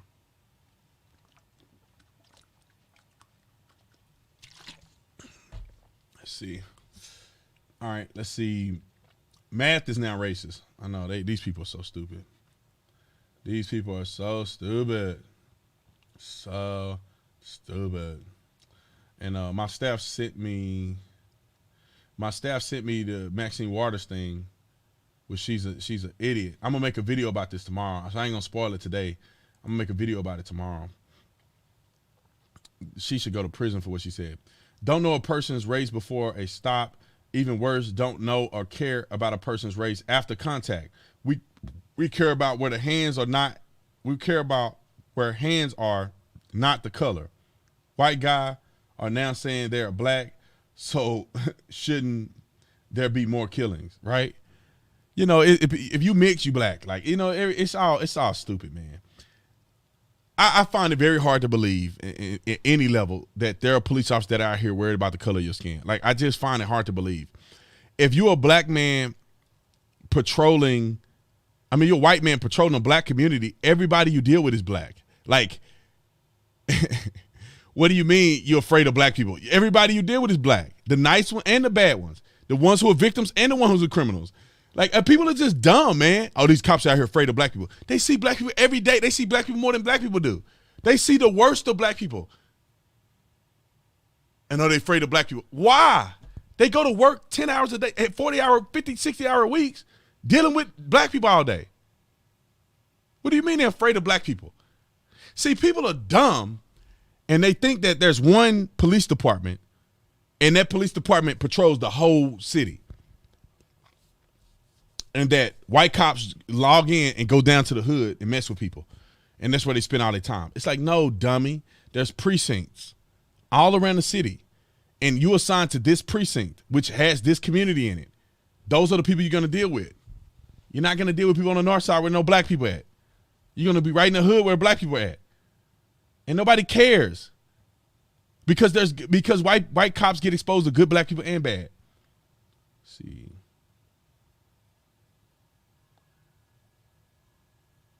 Let's see. Do unto others. Agape love. Love you, man. Appreciate it. What do you think about Maxine? Say, what do you think about Maxim Flowers speaking at Brooklyn Center? I have no idea. The best way to improve America is to first improve yourself. 100%. Thank you for the super chat. True. Educate and learn trades, free culture with people. Let's see. BLM, burn, loot, murder. 100%. Please watch Adam Calhoun, Racism. I seen that before. It's pretty good. I'm begging you. You're a black man. A man armed with a knife killed by an officer was asked 47 times to drop his weapon. Officers tried to save him. I'm begging you. You're a black man. A man armed with a knife killed by an officer was asked 47 times to drop his weapon. Officer tried to save him. What? I'm confused at this super chat. I don't even know what is that a question? Is that a statement? Come on, dude. You and Candace on that BS earlier today, calling China out for pushing critical race theory. Laugh out loud. You and Candace know they ain't doing it. Nick Cannon knows who really doing it. Ask him. That's your opinion. That's your opinion. You know, you're entitled to your opinion. I don't believe none of us know where this stuff is coming from. Oh, you believe Nick Cannon? Okay. It was the British who put an end to the slave trade in Africa. They used the Royal Navy to stop slavery from operating. I don't know that to be true as history, but if that is true, that's another talking point for me to use and say, look at this. Breonna Taylor's mom condemns BLM. Her mom is a gangbanger. So y'all know Breonna Taylor's mom is knee deep in the gang too. Her mom is thugging too. So she mad because she can't get no money. I don't have no respect for her either. Slave trade operating the slave ships weren't exactly white. Look who you can criticize to figure it out. Look to who you can't criticize to figure it out. So slave trader operating the slave ships weren't exactly white. Interesting. I'm going to look that up. Yo, Brandon, you forgot to do a video on the Army vet who had another run-in with the police before the viral video. I thought about doing that video, but I'm like, it's pointless, to be honest. Like, I thought about doing it. I know I said I was going to do it, but I'm like, it's just a traffic stop. I mean, maybe I'll do it. Maybe I'll do it. I just feel like, dang, that's not sexy. You know what I'm saying? Maybe I'll do it. A rival slave owner gave one of Johnson's slaves money to buy freedom so he could come work for him. Court ruled indentured to Johnson for life. Okay, that's good. Whoever got that history is good. I kind of glanced over. I didn't read into details, but he was awarded to have them for life. So rewriting history is what 1984, Fahrenheit 451, and Brave New World were trying to warn us about. B. Tatum, can you please watch the video I asked about? What video? What video are you talking about? What video? Send me the video. I'll watch it now. What video are you talking about, man? God, that's irritating me. What video are you talking about? Send me the video. At me and at Sky, and put the video in there, and Sky will show it to me, or show me the video, and I'll talk about it now. Let's see. Any guess of Chauvin case verdict? I think Chauvin is going to get off. Let's see. Irish were the first indentured slaves in America. Another black 7-year-old shot today sitting in a car in Chicago by gangbangers, just like Sakaria Turner. When will people talk about the actual problem? If we can't talk about reality, we can't solve the issue.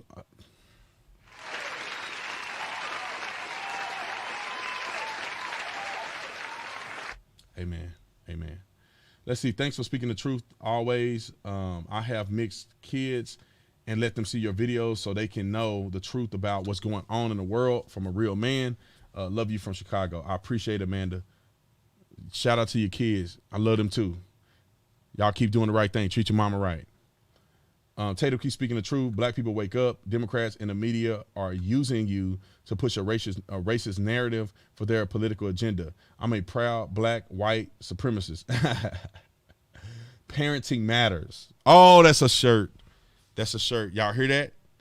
Y'all hear that? Parenting matters.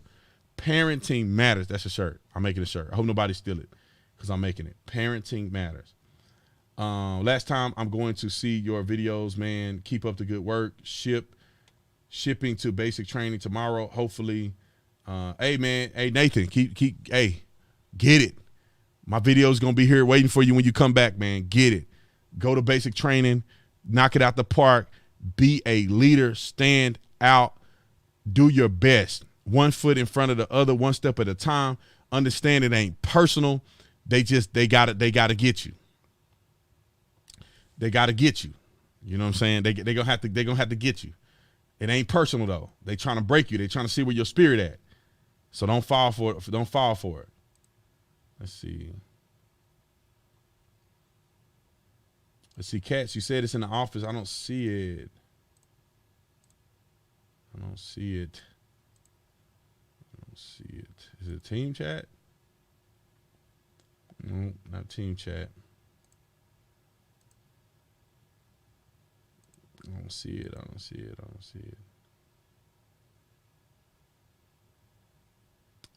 I'm thinking it should be in live, right?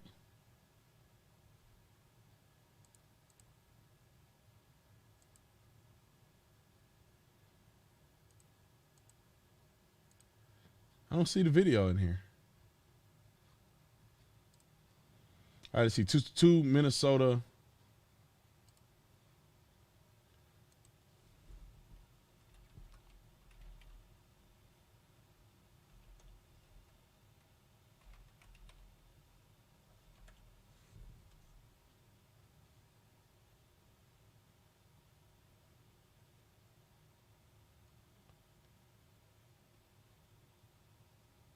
Oh, somebody said, please, you talking about the Maxine Waters video? I'm going to make a video about that tomorrow. I thought you were saying something else. I'll make a video about the Maxine Waters thing tomorrow.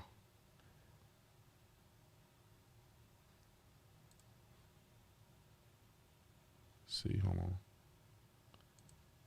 Let me look it up on Twitter.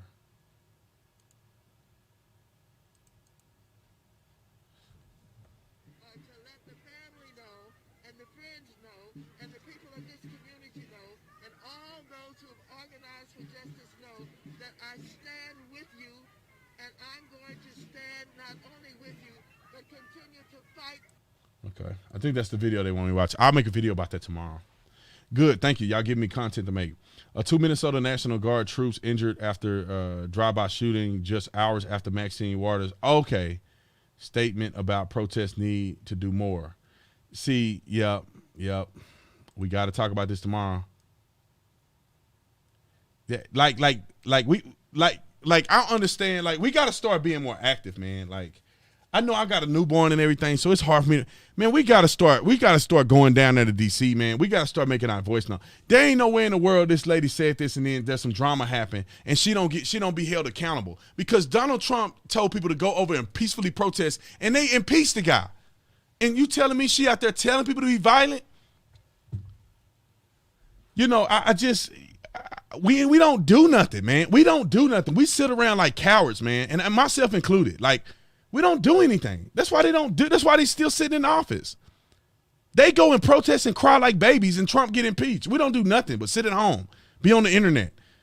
They don't respect our gangster, man. They know you ain't finna do nothing. They know you ain't finna do nothing. And Maxine Waters gonna stay where she at. And nobody gonna even do nothing. They ain't gonna go by our house. They ain't gonna do nothing. I'm not telling people to do that, to go by our house, but we ain't gonna do nothing.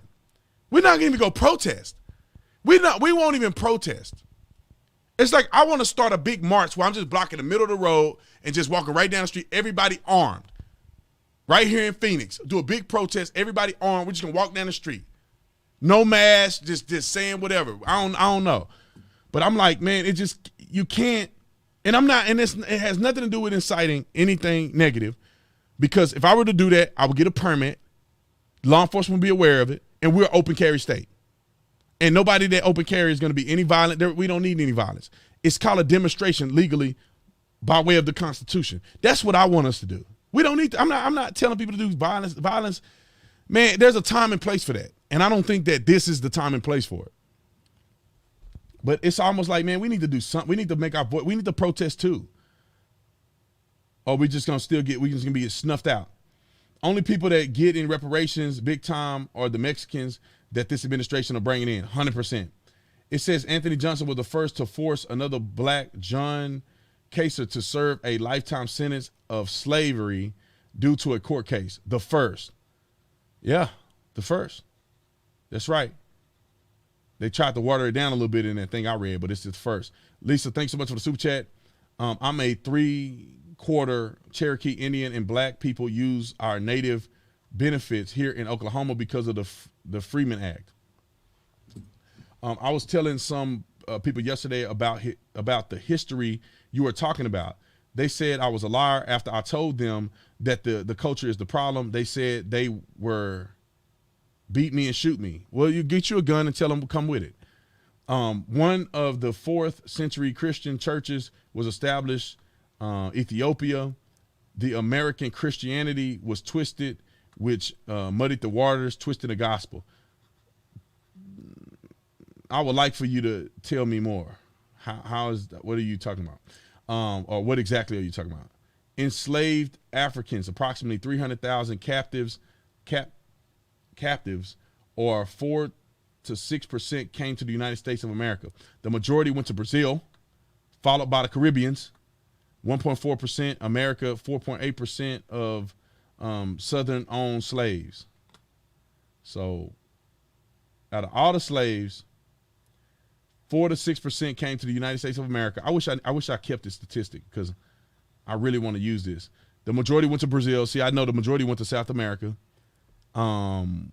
followed by the Caribbean. 1.4% of Americans, Americans, 4.8% of Southerns own slaves. You are amazing. You are a talented speaker, and you have so much to share. You will be the best role model for your son. I hope so. That little joke is still down there screaming. I just appreciate you, man. Keep it real as you. Let's see.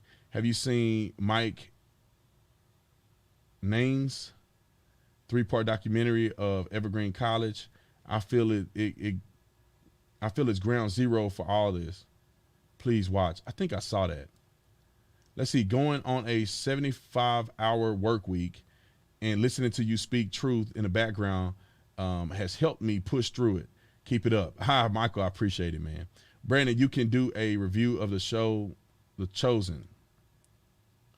You brought me to the edge of the cliff with Jesus, and the show finally pushed me over the edge to open my heart and surrender to him. Amen. Amen. I appreciate that. Tatum for president. Thank you. Brendan, thanks so much for the super chat. Sherry, thank you for the super chat. I know a conservative pilot. I'll hook you up. I know, right? I know one of my friends, he like a pilot, but I'm like, I don't know if I want to go through all that training, to be honest. Let's see. I work in Midland in the oil patch. There are $75,000 to $100 some $1,000 jobs available with no experience. People try to get out the hood, should pack up and move here. We are begging for people to work. That's life-changing opportunity. 100%. Like my uncle worked in the oil field. You know, he wasn't in the hood, but he just didn't have a job, so he worked in the oil field and made money. But they don't want to do nothing. They don't want to work for nobody. See, this is the thing. Some people don't want to work for nobody. It's not that they don't want to work. It's not that they can't work. They don't want to work for nobody. They want to sell dope.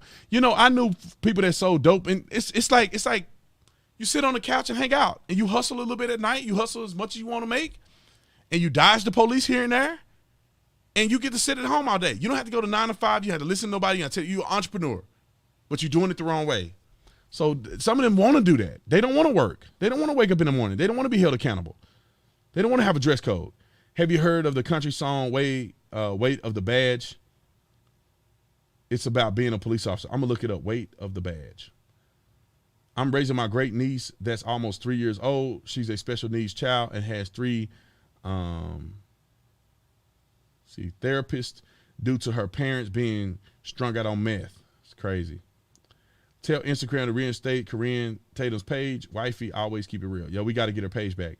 My wife, they banned her page on Instagram, and I think it was because somebody reported her because she was exposing them. I used to live in Arizona when you were on duty. I believe maybe at one of my arrests, and you were super respectful. Love everything you do. Sean Davis. I don't know who you are. If I saw your face, I probably would know. But I was always respectful. And I felt like I was always firm but respectful.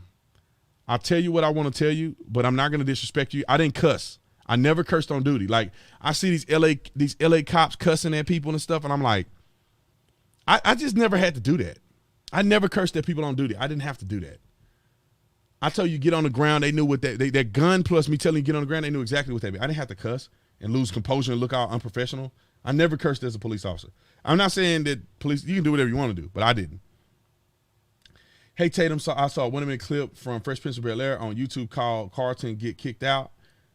It's so dang relevant. You should do a little piece. Send it to me. Send the clip to me. If you've seen the clip, send it to me. Connect at theofficertatum.com. MLK was a sellout. MLX was the real one. Facts.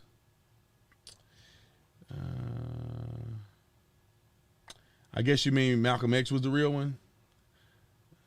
I mean, I don't know. That's a hard one.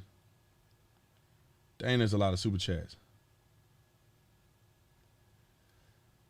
I appreciate y'all super chat, man. Y'all going hard. Dang, I ain't nowhere close to finishing.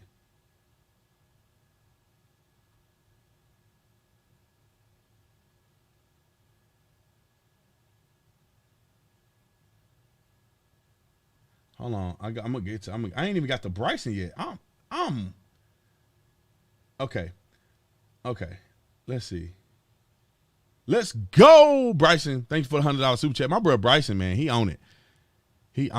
Y'all need to go follow Bryson, man. Coldest music. I need to review some of his music. I'm trying not to like review music all the time, you know, but I will. I want to review Bryson stuff. See, if y'all don't follow Bryson, great. You smoking crack in a Cadillac, sitting in the back somewhere. But go follow Bryson Gray, man. He go hard. Josh, thank you. Gamer, thank you. Kimberly, I hope you do a video about the FedEx shooter in Indianapolis. He was able to buy a gun after the cop took his rifle over his mental illnesses. Okay, I'm gonna talk about that. Laura, thanks so much for the super chat. Ellery, thanks so much for the super chat. So What do white folks do? Question mark. I work for a black-owned business. I had my first table the other night. Hate me because I'm white, and I just had to take it. How are we supposed to navigate through this? That's a good question. That's a good question. So in life, you got to choose your battles. You know, if you feel disrespected by those people, then don't work for them. Quit. I would have to say quit. Or you need the job, you just suck it up. You take it on the chest, and you think about it just like the people in the, you know, black people used to feel. And I'm not saying you have to sympathize with them, but I'm saying like you're not alone. People had to work through things like that. People had to work through discrimination. You be strong and you do what's right, because I guarantee you, everybody that come in there is not going to be mean to you. You may get a bad table, but if you keep doing what's right, you're gonna get a blessing. So keep working hard. What I would do is that I would keep working hard. If I didn't have another job to go to, I keep working hard. I'll keep blessing these people. I'll bless them that curse me. They can hate me because I'm white or black or whatever. It doesn't matter. I'm going to show them respect. I'm going to be the best I can be. I'm going to serve the table the best they've ever experienced. And eventually it'll pay off. God can see you, and there are other people that can see you, and other people that will respect you, even some black people will. Okay, Jamie, Brandon, I have bought 5 hats, 10 shirts, 2 sweatshirts, 4 stickers, and a bracelet. I would love a signed hat. Love to you and your family. Jamie, I want you to send me an email at booking@theofficertatum.com. Booking@theofficertatum.com. You tell me what hat you want, and I will sign it and send it to you. You tell me the hat, I will sign it and get it sent to you. I appreciate all the support. 5 hats, 10 shirts. I mean, that's a lot. I hope you've been getting your Tatum bucks, because with all of that purchasing, you should be getting stuff at 25% off easy every time you shop. But anyway, I want to do that for you, whatever you need. But make sure you go to booking@theofficertatum.com. Go in there, tell them, you know, put your name in there, use an order number or something so we can find what order you used. So therefore we have your address and everything, and we'll do it that way. Forever bless you and yours. He said take a lead. He said take the lead out of guns. Well, what are they supposed to do? I mean, unless you're taking lead out the bad guys' guns, then it's different. It's dumb. They talking about bounty dog hunter. Tell people quit acting up if they don't want to get shot. That's just how it goes. Hey, B. Tatum, there's a video of a traffic stop from December the 2nd in Ohio. YouTuber, can you watch it? Okay. Let's see. I think you must be talking about that other guy. Let's see. Girl, if cow truck life, your super chat has been restricted. I don't know why. Growing up white in a black neighborhood in school, I dealt with a lot of racism. Am I wrong when I ask someone who is black claiming racism what racism they personally encountered? No, you ain't wrong. They be making up stuff. Most people in America don't encounter racism in their whole lifetime. They've never encountered racism. They may have encountered prejudice, but they haven't encountered racism. And the ones who have typically aren't the ones out here crying and throwing a fit every day. But if you notice, they'll make up a crazy situation and say, see, somebody came up to me and called me the N-word while I was at church. And the pastor laughed. Okay, that probably didn't happen. A 911 dispatcher, my duties go out daily and deal with my deputies, go out daily and deal with weapons violations. They expect us to send out deputies without weapons. They are morons, complete morons. Was Christopher Dorner wrongfully killed by LAPD? Christopher Dorner. Let me look this up real quick. Christopher Dorner. Christopher Dorner.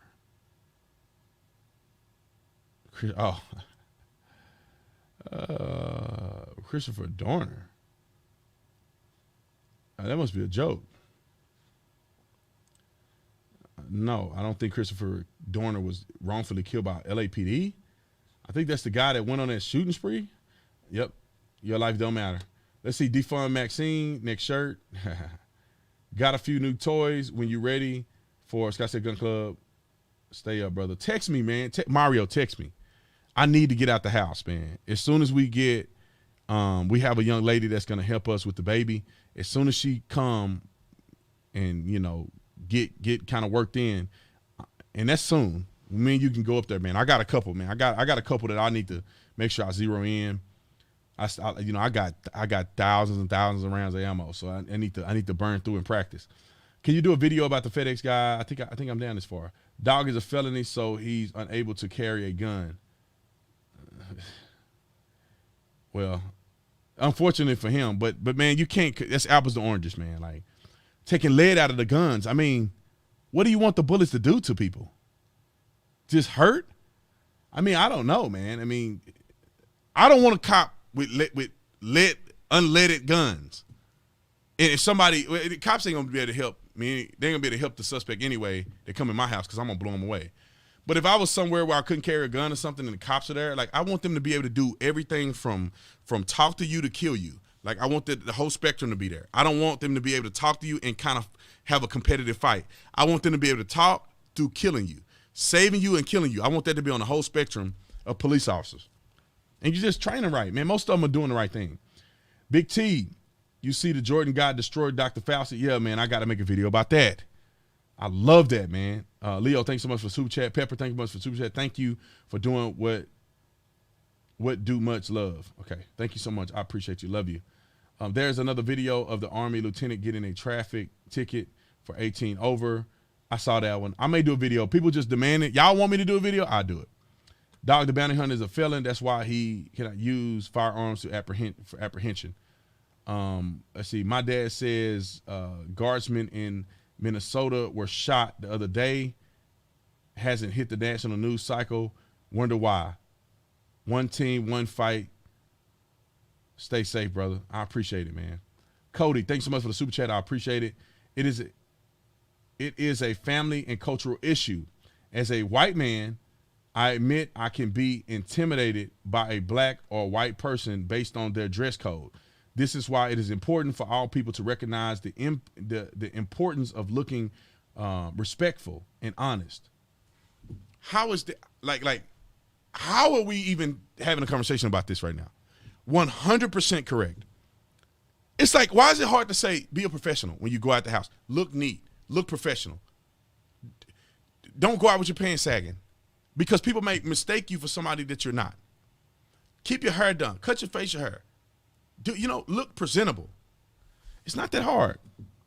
Really appreciate your analysis of the police videos, but I do have a criticism, and this is not to be rude. It is to try to be constructive. I don't think calling people stupid without knowing them is Christ-like. How not? I'm not even getting mad at you. I'm not getting mad at you. How?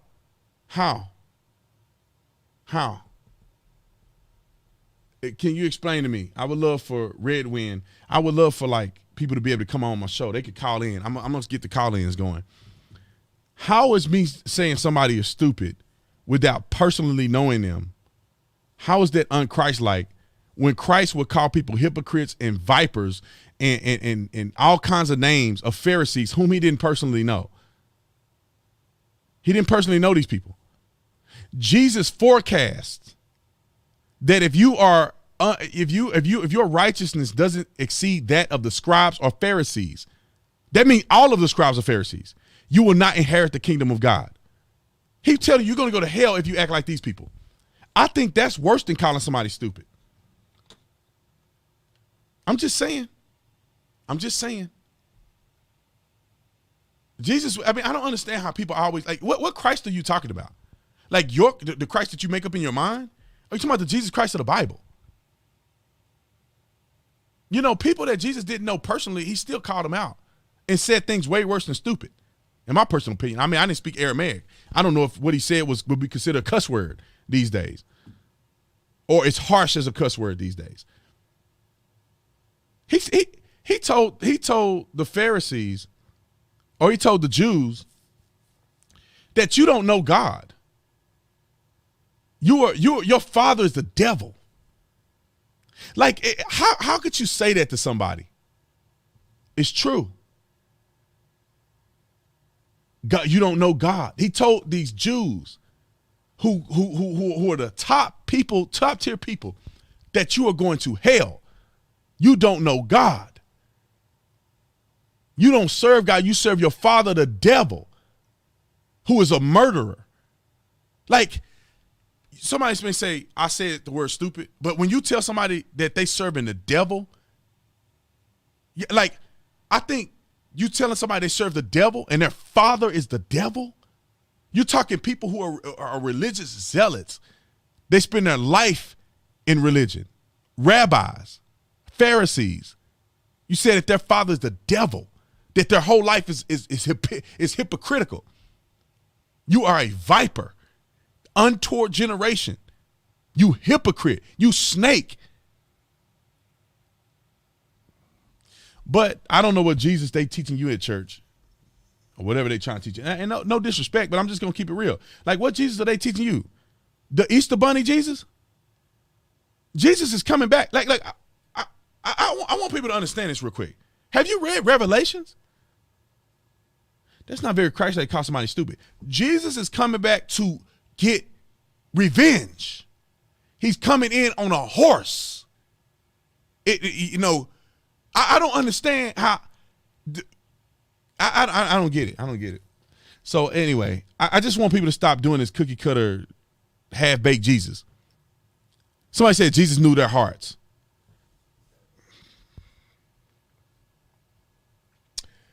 He still called them out. You can call somebody out. You can make a determination. The Bible says that you should know them by their fruit, right? It don't say you should know their heart. Where does the Bible say that we gonna know their heart? I don't need to know your heart. I should know you by your fruits. That means, what are you producing? What are you doing? That's how I should be able to judge you, right or wrong. You should know them by their fruits. You making up stuff, and I'm just quoting the Bible. I mean, the Revelation sound, God sound like he ain't playing. Y'all doing really cookie cutter stuff. People are actually going to go to hell. Do you not know that people are going to burn in the lake of fire? That's harsh. That's way worse than me calling people stupid. And I'm not saying that my justice is right as God's justice. I wouldn't even go that far to send people to hell. But God is going to do that. Jesus is going to come back with on a horse. I mean, what pansy do you think Jesus was? I don't understand the Jesus that people talk about today. Like, I don't understand this cookie cutter. Everything is peaches. You can never criticize anybody or say anything about anybody because it's not Christ-like. Jesus, his whole ministry was calling out hypocrites, telling you not to pray like the Pharisees that pray looking for support from men or looking for attention. Don't be like them. Jesus said to his people, they're going to say, Lord, Lord, have I not prophesied in thy name? Have I not said all these wondrous works? In the end, he's going to say, depart from me, you never knew me, you worker of iniquity. That's hard. That's mean. That's mean. Calling somebody stupid based on their fruits is not as mean as telling people you're going to hell forever. And you can say, I don't know their heart, I don't know her. The Bible says you should know them by their fruit. And some of y'all, and I'm not even trying to get on no religious thing. Some of y'all going to the wrong church and got the wrong gospel.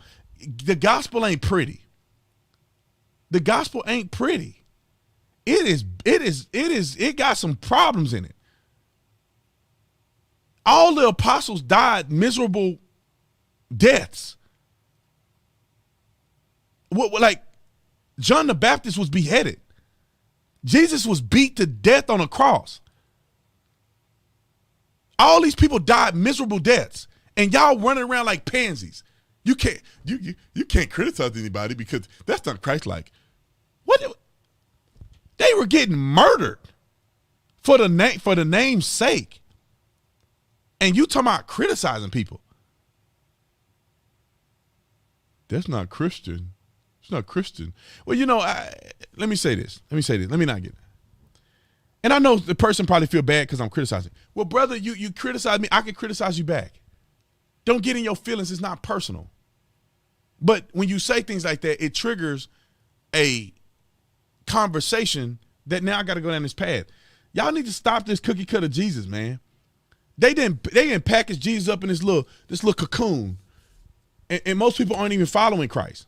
And most people are probably not going to go to heaven. It's sad, but most people are not going to heaven. They don't even follow Christ. They don't even want to.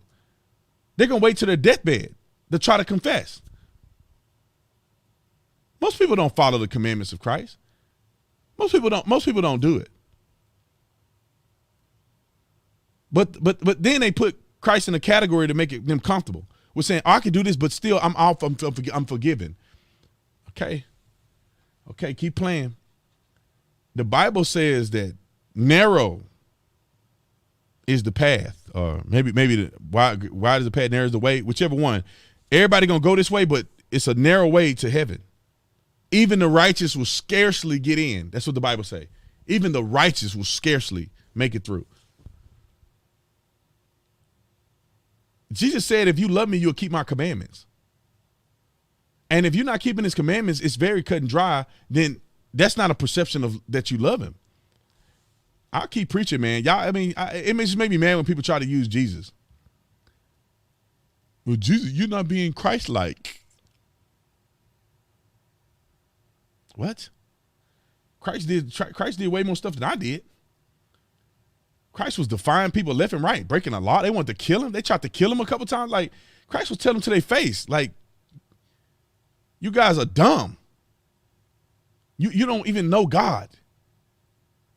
You don't know him. You worship the devil. So imagine telling somebody they worship the devil. Then they were going to kill him. Let's see, more white people get killed by police than blacks in USA. Facts, 100%. DB, thank you for the super chat. Let's see, BT, shout out from you. Talking from you. Let's see, talking from your chest tonight, 100%. Thank you, bro. What do you think of them trying to pack the court? I think it's crazy. I think they're evil, and I think it's our fault because we let them do it. It's on YouTube. It's important to the debate. Are you the gentleman that reached out to me, Kevin?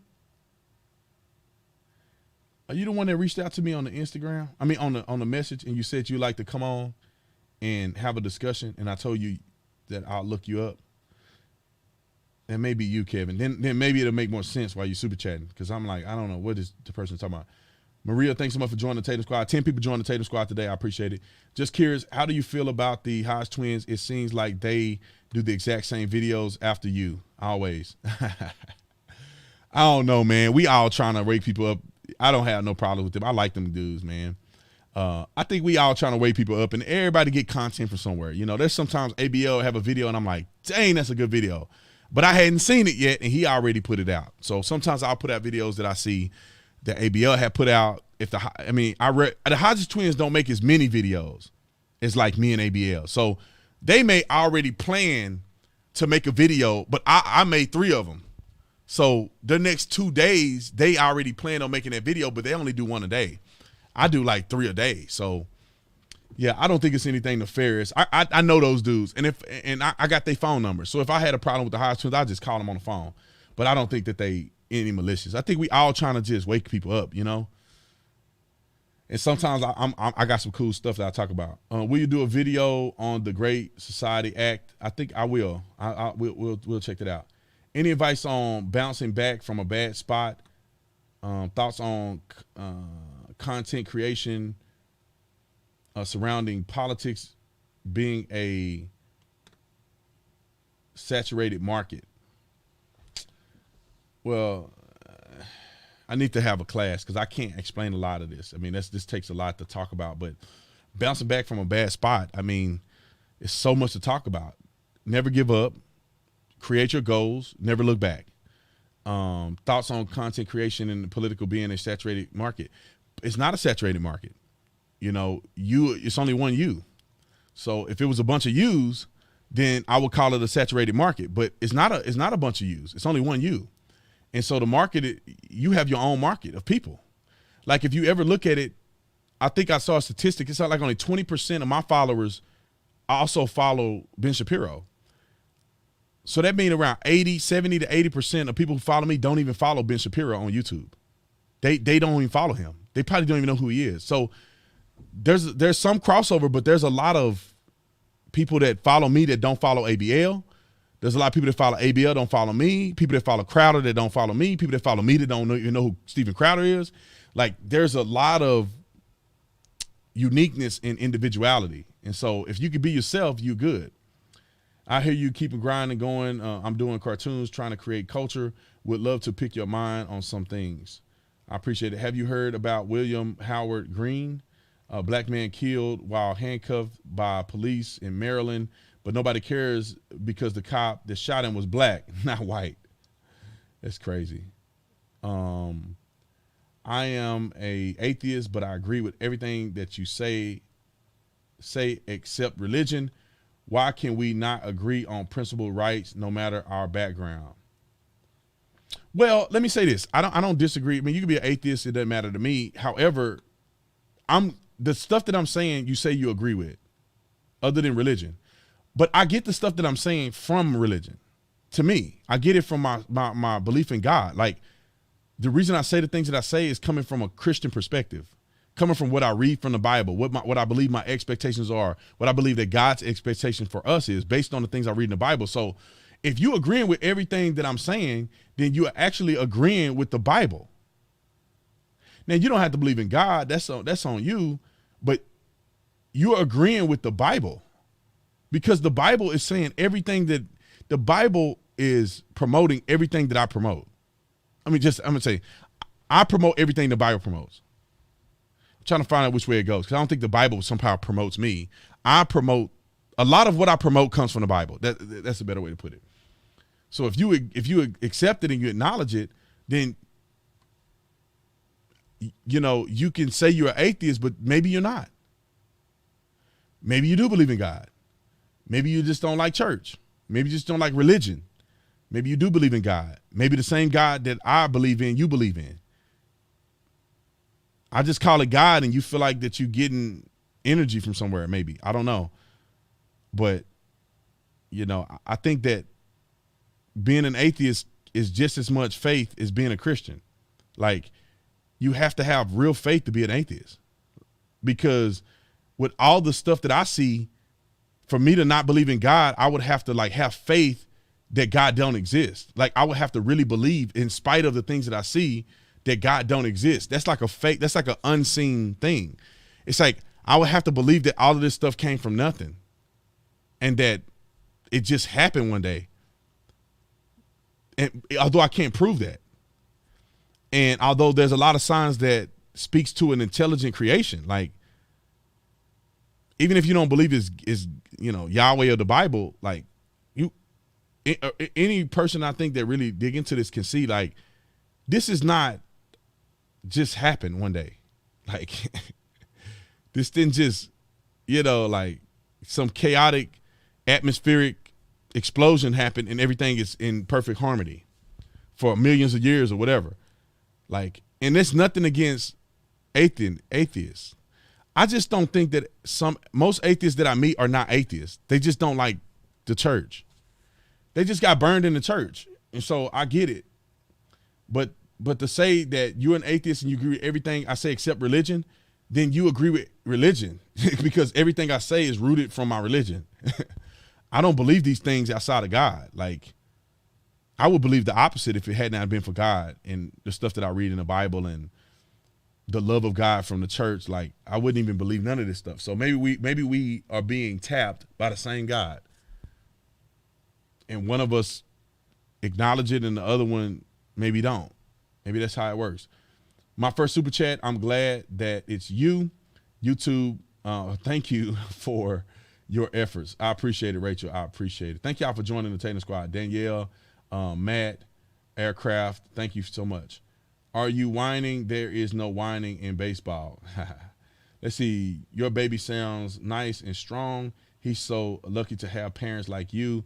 God bless all of you. Oh yeah, he is.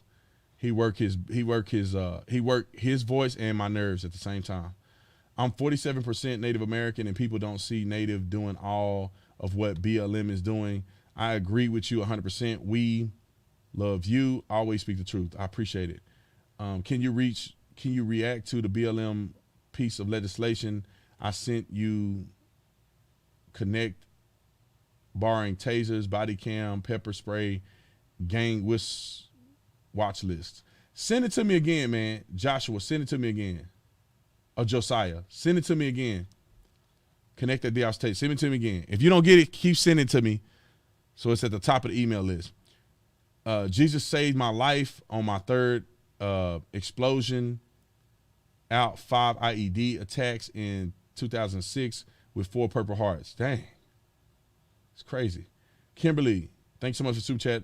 B. Tatum, wondering how the FedEx shooter in Indianapolis was able to buy a rifle when he had a gun confiscation by cops for mental illness. He was hospitalized for these issues. Well, I can't speak to this specific situation, but I can tell you how it kind of worked. Sometimes you get like these red flag laws. You get your stuff taken, but if you're doing right, they restore your rights. They don't just say you are crazy. We're taking your firearms for the rest of your life. Like sometimes they say you're crazy, but if you're on meds, you're doing fine. So as long as you're able to do outpatient treatment, you can have your guns back. As long as you're able to self-medicate yourself. When I say self-medicate, I mean that you can do it outside of being in a hospital facility. Not self-medicating, meaning that you're taking drugs. And they give you your rights back. They can't keep your rights forever. You know, just because you have a mental illness, a disability, don't mean they have a right to protect yourself. It's just if you have an episode and you're not taking your meds, they temporarily remove your firearms so that you can be safe and other people can be safe. And then once you are back on your plan, they give them back to you. Lieutenant Michael Leroy Bird shot Ashley Babbitt. DB, your super chat got restricted. Imagine country music and old Western stars saying on TV to go out and riot and make sure they know we mean business. I know, right? They be canceled. J-Man, thank you. John, smart water is made by Coca-Cola. You should drink a different bottle of water. Yeah, where does toilet water come from? Come from the government, so I should drink something else. Let me see. Let's see. 19, so shall they fear the name. I guess that's a scripture. So shall they fear the name of the Lord for the west and his glory from the rising of the sun. When the enemy shall come in like a flood, the spirit of the Lord shall lift up a standard against him. Amen. Let's see. Remember, Brian Stelter looked like a Walmart version of Telly Savalas. Always a pleasure watching your content. Stay sucker free. God bless. I like that. Stay sucker free. Joe, thank you. Any suggestions on a concealed carry gun or your opinion on concealed carry? I think everybody should conceal carry everywhere they go at all times. You know, obviously abiding by some of the lawful restrictions that's in your state. But if you can carry concealed. Black parents matter. I like that. I think parents matter is a good one too. But you should carry the shadow systems. Shadow systems is like it depends on your price point. Like shadow systems is a pretty expensive gun, but that's my favorite gun. I have the 9mm shadow systems gun. Go online, buy it, get the optic, get your Ellison optic, put it on there, and you'll never be the same. Today I saw a group of all-white teenagers protesting, holding signs, "Justice for Adam Toledo," and I thought of what you would think of them. Yeah, I know, right? It is. SE, thank you so much for the super chat. When the last time anyone listened to Mr.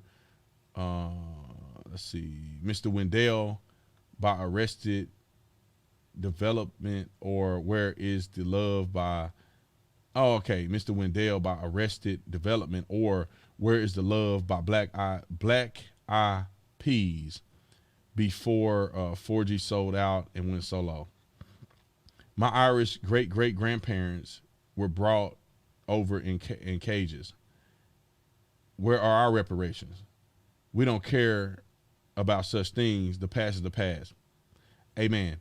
It's not letting me sin if for some reason, but it's on YouTube. And if you type December 2nd police stop in Ohio, it will pull up. Please watch it. Second police stop in Ohio. I think you're talking about the second lieutenant's police stop. I already watched that video. What's your email so I can send you info and links, bro? Connect@theofficertatum.com. Connect@theofficertatum.com. How about leaving better kids for our planet instead of leaving a planet for our kids? Leaving a better planet for our kids. Oh, yeah, that's what Tommy Donald said. That's tight. I control me, which is why I have been successful. I've dealt with hate and persevered. I'm Hispanic and a high school dropout and was working a $100,000 job, travel the world, impacting lives. 100%. Take responsibility for your doggone accent. Mud Zombie in the his house. What's up, Mud Zombie? Let's see, BD. Thanks so much for super chat, Mr. Tatum. You and Larry Elder have changed my mind, eyes. I am African American. I changed party affiliations from Democrat to Republican. Holson, Red Dot, MTG, trying expel Waters. Yeah, I love that Holson, man. That thing is inexpensive and it's good. It's pretty solid. If we about action, go to the border, 100%. Let's see. It's not that we are weak. We are just law-abiding citizens, so we are always defending the Constitution. That's why we are always on defense. The left is always on attack. Yeah, maybe sometimes we need to switch that up a little bit. Mud Zombie, thanks so much for the super chat. Let's see. Grandmaster J and NFAC do it. If they can, we can. 100%. If God be with us, who can be against us? I agree. God is not the author of confusion, Mr. Tatum. I agree. Thank you, brother, for your wisdom. Much love from South Carolina. Gamer with Guns, thank you so much. Thoughts on, I think that's Marquis Burr, Marquis Barr video. Also, Luke Olchenbruns. I have no idea. I'll try to look at that stuff up tomorrow. Psalms 73. Okay, I'm almost there. I'm almost done, y'all. But I love y'all. That's why I'm doing this. Dang, I thought I was almost done. Oh, God. Oh, God. I ain't even close. I'm not even close. I'm going to have to stop commenting. I'm just going to have to read your super chats. Unless it's crazy enough for me to comment. Hey, I'm a big recent new fan. May not agree with everything you say sometimes, but you are very inspiring. A lot of things you say really make me think harder and more honest. MLK, I appreciate it, brother. When everything is suddenly offensive other than sin, we've got a problem. 100%. What's wrong with the black community is a lack of godly fathers in the home. We need more strong men like you be that will teach our sons how to be real men. A man in a dress is despicable. Come on. That ain't a man. You wearing a dress, you ain't a man. It's bad when my 2-year-old nephew worked more than these lazy adults. He has to do everything my brother does, making a difference when daddies are around. It does, 100%. Let's see. Yeshua said, if you love me, keep my commandments. Which commandments? All commandments? Start with the 10. The fourth is the sign between, let's see, the fourth is the sign between Yahweh and his children. Keep the Sabbath. Love you, Officer Tatum. I agree. Did you quit one job for another to make more money? Why would the average person work if they make more on unemployment? Wake up, the government is crashing our system. With the red dragon, China. Yeah. I mean, my thing is this. Yeah, I agree. I agree with you. I think you're a coward if you sit on the sidelines and just collect unemployment. You're a coward, especially if you can work. And if you can't find a job, it's different. If you're just sitting there doing it intentionally, you're a coward. Let's see. What about mandatory 2-year military service for every 18-year-old and over, with exceptions, of course? Teaches you pretty much everything you need to know. 100%. I'm almost with that. I think they should have like a boot camp thing in school that you have to do at school. Even if you don't join the military, you have to go through like a boot camp in your life at 18. Like, in order to graduate high school, you have to go through like a crazy boot camp. I love your channel. I like your videos and Dante Wright, and thank you for the explanation on Lil Nas as well. New subby here. I appreciate it. Thank you so much. Hey, also, will you talk about the 7-year-old black girl shot 6 times today in Chicago in a gang hit? Sorry if I missed it. If I already talked about it. No, I haven't. I got to talk about that. If anybody's on here, Sky, anybody, can y'all remind me tomorrow that I need to talk about this little girl? Let's see. About to get my sergeant in the Army. Love the content. Awesome. Congratulations. I think you're about to become a sergeant. I'm white, so even if I have a valid argument, it's meaningless because of my skin color. I grew up in Norfolk, Virginia. I always say that wrong. And went to a 90% black K through 12 and would be followed and threatened, etc. First of all, who said that it don't mean nothing because you white? Man, F these people, man. Just say what you feel. They call you racist, do them like this. Don't do that. It's not Christ-like. But call them out for what it is, man. Don't let nobody tell you that. I tell people all the time, no, man, screw you. I'm a racist. You a racist. Shut up. Shut up. Start telling them the hard truth, even if they hurt their feelings. Finally was able to email it to you. Okay, perfect. Do you know of Don Alejo Garza? Tomas? I'm trying to say it in Spanish. An old man who was kind man and a pillar of his community. He stood up to the cartel and iced a bunch of them. Okay, I never heard of him. I'm thinking of leaving Los Angeles, move to Arizona. Is it still reliable? Is it still reliably Republican out there? Yes, it is. We have no mask mandate and we can open carry. I know it was the practice that the only way you could turn down employment and keep getting benefits was if it was less pay than previous job. Otherwise, you lose benefits. I see hiring signs everywhere. Let's see. Hello, Brandon. I like what you do. I think you mean you like what I do, and I would like to have a conversation with you about the Adam Toledo shooting because I disagree. Would you be willing to come on my show or me come on yours? I'll come on your show. Go to booking@theofficertatum.com, and I'll come on your show. We can talk about it. I'll do it. You have my word.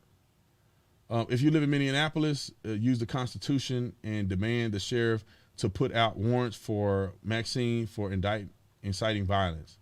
100%. She came to somebody else's city and got people hurt.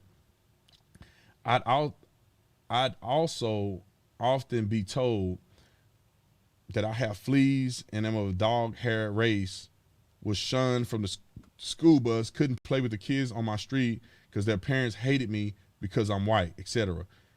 It was bad. I agree. I grew up where I grew up where we would bully people like you too. We always called white people crackers and white devils, and we would say that they had lice in their hair, and I mean that it's a real thing. Even when I was going to school, we criticized white people all the time. White people were corny, they were whack, they dressed stupid. You know, that's how we grew up believing, man. We hated white people. We did subconsciously, not subconsciously. I mean, we blatantly did. We thought we were better than white people. There was no white guy in the world that I thought I couldn't beat up. You know what I'm saying? Thought white people were soft. They were corny, and I thought they hated me. And so I hated them.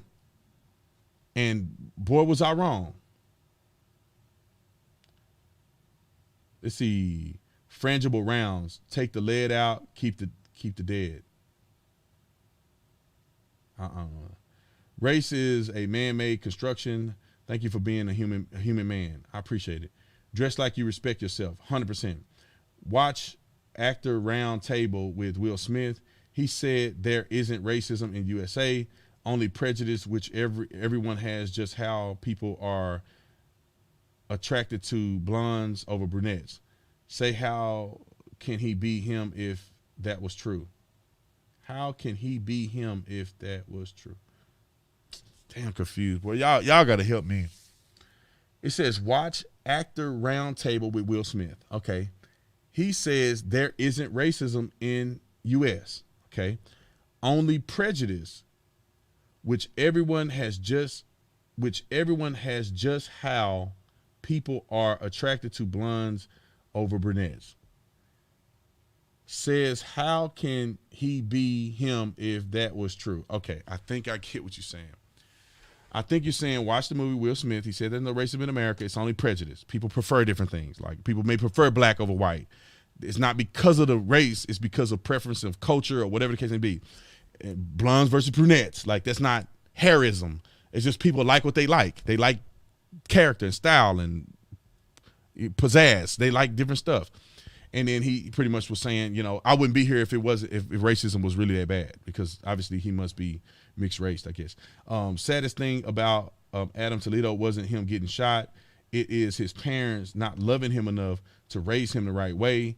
Homeschool your children and teach them the word of God. It's worth it. Frodo, 100%. 1,000%. I'm interested what somebody. I'm interested to see how somebody would say I'm wrong about that Toledo kid. I'm interested to see how somebody would say I'm wrong. The kid put out a gun, man. Like, he pulled a gun out, and the cop said, drop it. And when the kid went here to here, the kid threw the gun and then lifted his hand. He took it, he threw it, and lifted his hands. The cops see the gun go from here to here. He has to shoot him before he gets the gun up. You don't wait for somebody to point a gun at you to shoot you. You can't. And you don't want to get in a shootout with somebody. Man, the kid should have dumped the gun. He should have threw it while he was running. He slowed down and started thinking, and the cop is like, what's he doing? He's finna turn on me. He's not running no more. He didn't dip through the fence. He didn't do he pulled a gun out. Now he's gonna fight. He's gonna contest me right here. And the cop shot, pow, one time. That's a justified use of force. Unfortunately, the kid couldn't take that round to the chest. Some people need someone to inform them that they're stupid because they don't know. How else will they change? Oh, but that's mean. Jesus knew people's thoughts. I have never met Jesus, but he knows me. You do not know these people, how everyone is made in God's image, everyone. That don't mean that people are not stupid. Because the Pharisees were made in God's image, and they were made in God's image, and they beat Jesus to death and put him on a cross. Like, I'm not trying to get mad, but it's just weird to me that people think that. Jesus knew their thoughts. Jesus knew their thoughts. I don't think Jesus knew everybody's thoughts. I think he only knew the thoughts that he needed to know. Why do I say that, Brandon? Because I don't think Jesus was all-knowing. Why do you say that, Brandon? Because Jesus said, I don't know the day or time that I'm going to return. Only the Father in heaven knows. I don't say my words, only the Father's words that's in me that I speak. Like, I think Jesus was able to know things that God allowed him to know. So when it came to certain people, I think God revealed to him what they were thinking and what was in their hearts. That's how I look at it. But that's no here nor there. Jesus could have known everybody's hearts and what they were thinking. That's fine. If somebody wants to make that argument, I'm not going to disagree with that. But that don't mean you can't know them by their fruits. Can you address that, Mr. Redwind? When it says you shall know them by their fruits, just because you're made in God's image, there's people that's made in God's image that's going to hell. Do you realize that God is going to throw away people that are made in his image? He's going to cast them into hell, according to the scripture, unless you don't believe the scripture. So just being born in the image of God does not automatically guarantee that you are not stupid. Right? That means that you're not ignorant, that you're not stupid, that you're not evil. We're all born into sin. All these people are made in God's image, and they beat Jesus to death. They beat him to death, man. They beheaded people. They did all kinds of stuff. ISIS, people who are in ISIS are made in God's image, right? And they behead Christians all the time. Like, these are evil people. But see, it's funny because you conveniently would love for me not to call Americans stupid. People that you want to have sympathy for, call them stupid. Can I call ISIS stupid? Can I call the Taliban fighters who are beheading and raping people, can I call them stupid? Can I call them stupid? Or no? I can't judge them. I can't say anything about them. I can't. Okay. When the Antichrist comes, and I think I don't know if he's going to come in. I'm believing he's going to be born of the human race. Can I call him stupid? You know, stupid, I just don't get why that's grinding your gears. You know what I'm saying? You know, I don't know. Let me get off that subject. Just admit that, like, you have a theory, but that theory is not foolproof. The theory is not foolproof, right? You're saying that Jesus knew their hearts and Jesus knew them, and you don't know these people, but the Bible says you should know them by their fruits. You know, that's let's see, that's pretty significant. Okay, here's the Sky. Thank you, Sky. I appreciate it. Sky sent me the article of this little girl. I mean, I can't even look at it. I can't even look at it. I cannot look at that little girl. I can't look at it. She looks like my niece, and I couldn't imagine me getting a phone call of some thugs driving by and killing my niece. I can't look at her picture right now. That's horrible. I'm gonna make a video about it only because people need to be aware of this stuff, man. Because this is another thing. Like, let's see if there's protests about this. Now let's see, massive. I want them to show up. I want them to show up protesting and burning the city down over this little girl's death. Let's see if Black Lives Matter will put her picture in a RIP with her name on their website, on their Instagram. Let's see. And I may send some money to that girl's family. I'm gonna try to reach out to her family, and we'll send some money to them. Sky, y'all, if y'all could help me, let's try to reach out and find that family, and see if we can't help them. I think we gave over 200. I think we gave like $300,000 to Sicaria Turner last year. I think it was. I lost count. I think it was like $300,000 that we raised. My channel. And how do I know it? Because she had a GoFundMe. She had like $14,000 in the GoFundMe. And when I made that video that had like 600, 700,000 views, I saw all of those things going up out of the roof. And then not only were they going up, everybody in the comment section is like, I'm here from Tatum. Tatum showed me this. Tatum showed me this. Tatum showed me this. 99% of the comments was from Tatum. And the thing went up to 300,000, I think. Black Lives Matter wouldn't give her a dime. They should have Black Lives Matter should have a fund for all these kids that get killed. Give them $20,000 or something. Like, you should be giving them something. They ain't even thinking about these kids. B. Tatum, you should get into Jesus. Let's see.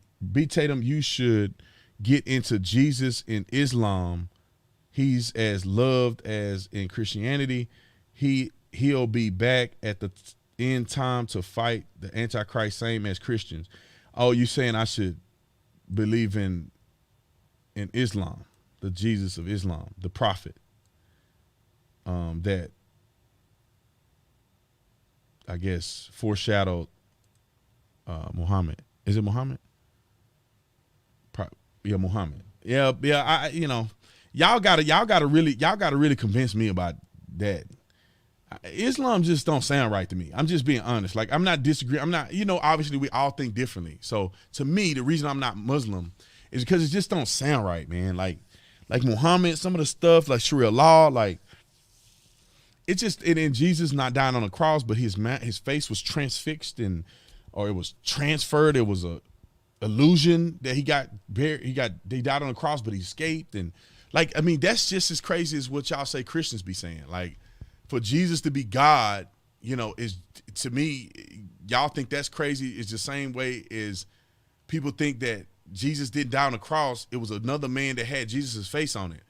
And then Jesus' face was there, so they thought they crucified Jesus, and then he escaped in the night. Like, I mean, that's crazy too. You know what I'm saying? So I don't know. I need some more convincing for me to believe that. I'm sick of, and I'm open to convincing, but it's gonna be an uphill battle. I'm sick of when cops get shot and the response is, well, they knew what they job. I know they knew what they should do, risk assessment. Like, I know when they say they knew what they signed up for. Okay, when you selling drugs, you knew what you signed up for. Okay, so let's do it. Who is Malik Al Amlik? Malik Al Amlik? I don't know what it is. Let's see. Candy coated Jesus is now accurate. There's a link here. I can't find it. I can't click on it. We're dealing with the works of man, not God. People tend to jump from 1 to 100 for self glorification and as a scapegoat. Anyway, much respect. Appreciate you. Our colors are all meant to love each other.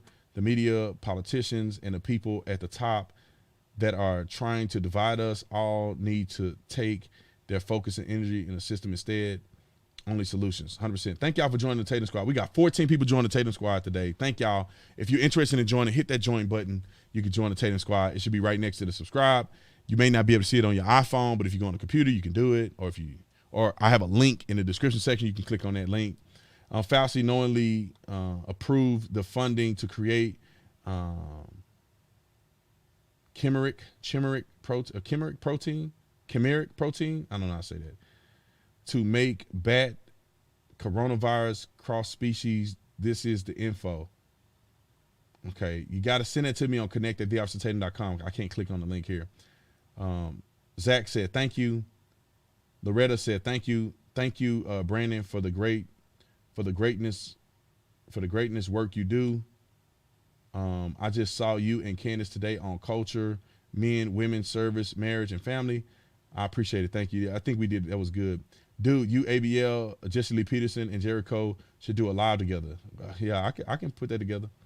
Tony, thanks so much for the super chat. Caspi, thank you. Joe, hey, Brandon, love your show. I'm someone who lives in Minnesota, and we're all nervous for tomorrow. Minneapolis is going to fall. Everyone is moving out. God bless all officers tomorrow. Stay safe. Let's get into this. Anthony, thank you so much. Canefield, thank you. I think the atheists agree with you besides religion because she's a good person. It doesn't take the Bible to be a good person. Say, let me explain this real quick and I'm done. Like, I want people to understand this. Like, if you're a good person outside of God, right? You're a good person outside of God, meaning there was no God influence. Then who wrote the Bible? Good people? Like were they good people? And so if good people wrote the Bible and you're a good person and you believe what the Bible says, how are you any different than the people that wrote the Bible? Unless you believe they were lying, cheating, deceiving people and they wrote a bunch of lies. But if you're a good person and you do good deeds and you agree, and this person is a good person, they wrote the Bible, they did good deeds, which you agree with, then you are the same as the people that wrote the Bible. So now that we know that you are the same, you come from the same place, then I think it's fair to say, why did they believe what they believed? Is there any truth there? Or is it just that I know that there's truth there, but I don't want to be a part of that because I don't believe in religion, and religion has hurt me? Those are the questions that I think should be asked. And I could care less what you believe in, to be honest. I don't care. If you want to be an atheist, you can be an atheist. I don't pay your bills. I don't care what you believe. I just know what I believe. And I'm responsible for me. I'm not responsible for anybody else. Tatum, have you made plans to shift us to another social media platform? YouTube is dead. Most streamers have alternatives. We follow you wherever. Yeah, I have an app, but I'm trying to go on Rumble. Is it Rumble? Rumble. I think it's Tumble. Rumble. What is Tumble? Rumble. I think it's Rumble. So I think I'm trying to go on Rumble. I'm trying to get all my videos on Rumble. That's going to be my backup platform. If everything hit the fan, I'm going to go to Rumble. I hope that it doesn't because I like YouTube. Misperception that religion and science from a dichotomy rather than a duality. Fact is science and religions are both thriving. Yeah, I agree. I think you're trying to say fact, religion and science is the same, and I agree. BLM lady murked white adopted daughter. Look into it, please. I think I saw that story. Hey, your girl was shot, rifle rounds, in Chicago today. I saw that. I got to go. I hear my baby crying again. Like, I love you guys, man, and I hope you'll understand. Like, I'm going to have to go. Let me just read the super chats that are a certain color. About to launch a Christian and pro-Trump site and shop. I appreciate it. Thank you. Let me know when you do it. Let's see. IGOT ban. Okay. Hey, B. Tatum, how do you feel about truckers carrying in the truck? I think every trucker should be carrying. What do you think about Anomaly? I don't know the guy. I like his content. Let's see. Great Britain did end slavery before the U.S., which Amazing Grace, great film. I was raised in an abusive home where religion and Jesus were used as justification for abuse. See? Okay. And I agree. I mean, that's what killed people, because people mess it up. Let's see. I know the answer, but why isn't Noah Green spoken about? He killed a Capitol police officer and injured another, right? I know. Make me amend again. I grew up without a father in East LA. What do you think about legalized marijuana? I don't care. If people vote for it, they vote for it. I'm not going to use it.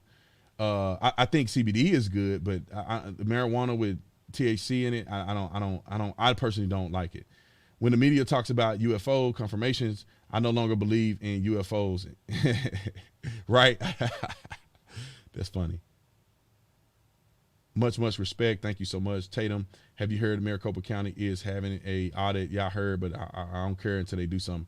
Here's the word: believe what you hear, repent, confess your faith, baptize, live a godly life. Okay, thank you so much.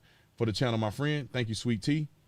If we were all the same color, religion, ideology, the same in all ways, the world would be boring. Yeah, yeah, we don't have to be the same, but that we can be on the same page.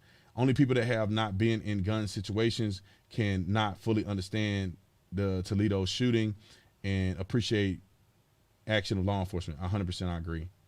Let's see, slowing down and turning around is a good indication a plan to fight versus flee. 100%, that's what happened. The only debate I can make for Toledo was that he was a kid that did not know how to respond in a situation. That's sad. I agree that the officer was a tactical situation. I agree that's an argument, but I don't think, how do we know he didn't know how to respond? I think he just made a bad response. Jesus is Lord. Every tongue will confess. I agree 100%. Love you. Thank you. Thank you. Thank you. Thank you. You have a good message and unite in Christ. Thank you. I appreciate it. Cindy, thank you. Jeremy, thank you. We need to stop the left feminization of the black community. I 100% agree. My daddy agreed with me too. Young Pharaoh is the greatest. I have to look at stuff up. I think a lot of people like Young Pharaoh. My wife is a black conservative, and it makes me sad how some other people make her feel bad for not being a Democrat. Yeah, shout out to Megan Garrett. Or is it Jared? Shout out to you. Don't let them make you feel bad. Screw these people. I love you guys, man. I appreciate it. Thank you all the super chats. Again, we're releasing the shirt, Jesus is Lord, tomorrow. Discount code Jesus is Lord, 25% off the store. It will end midnight.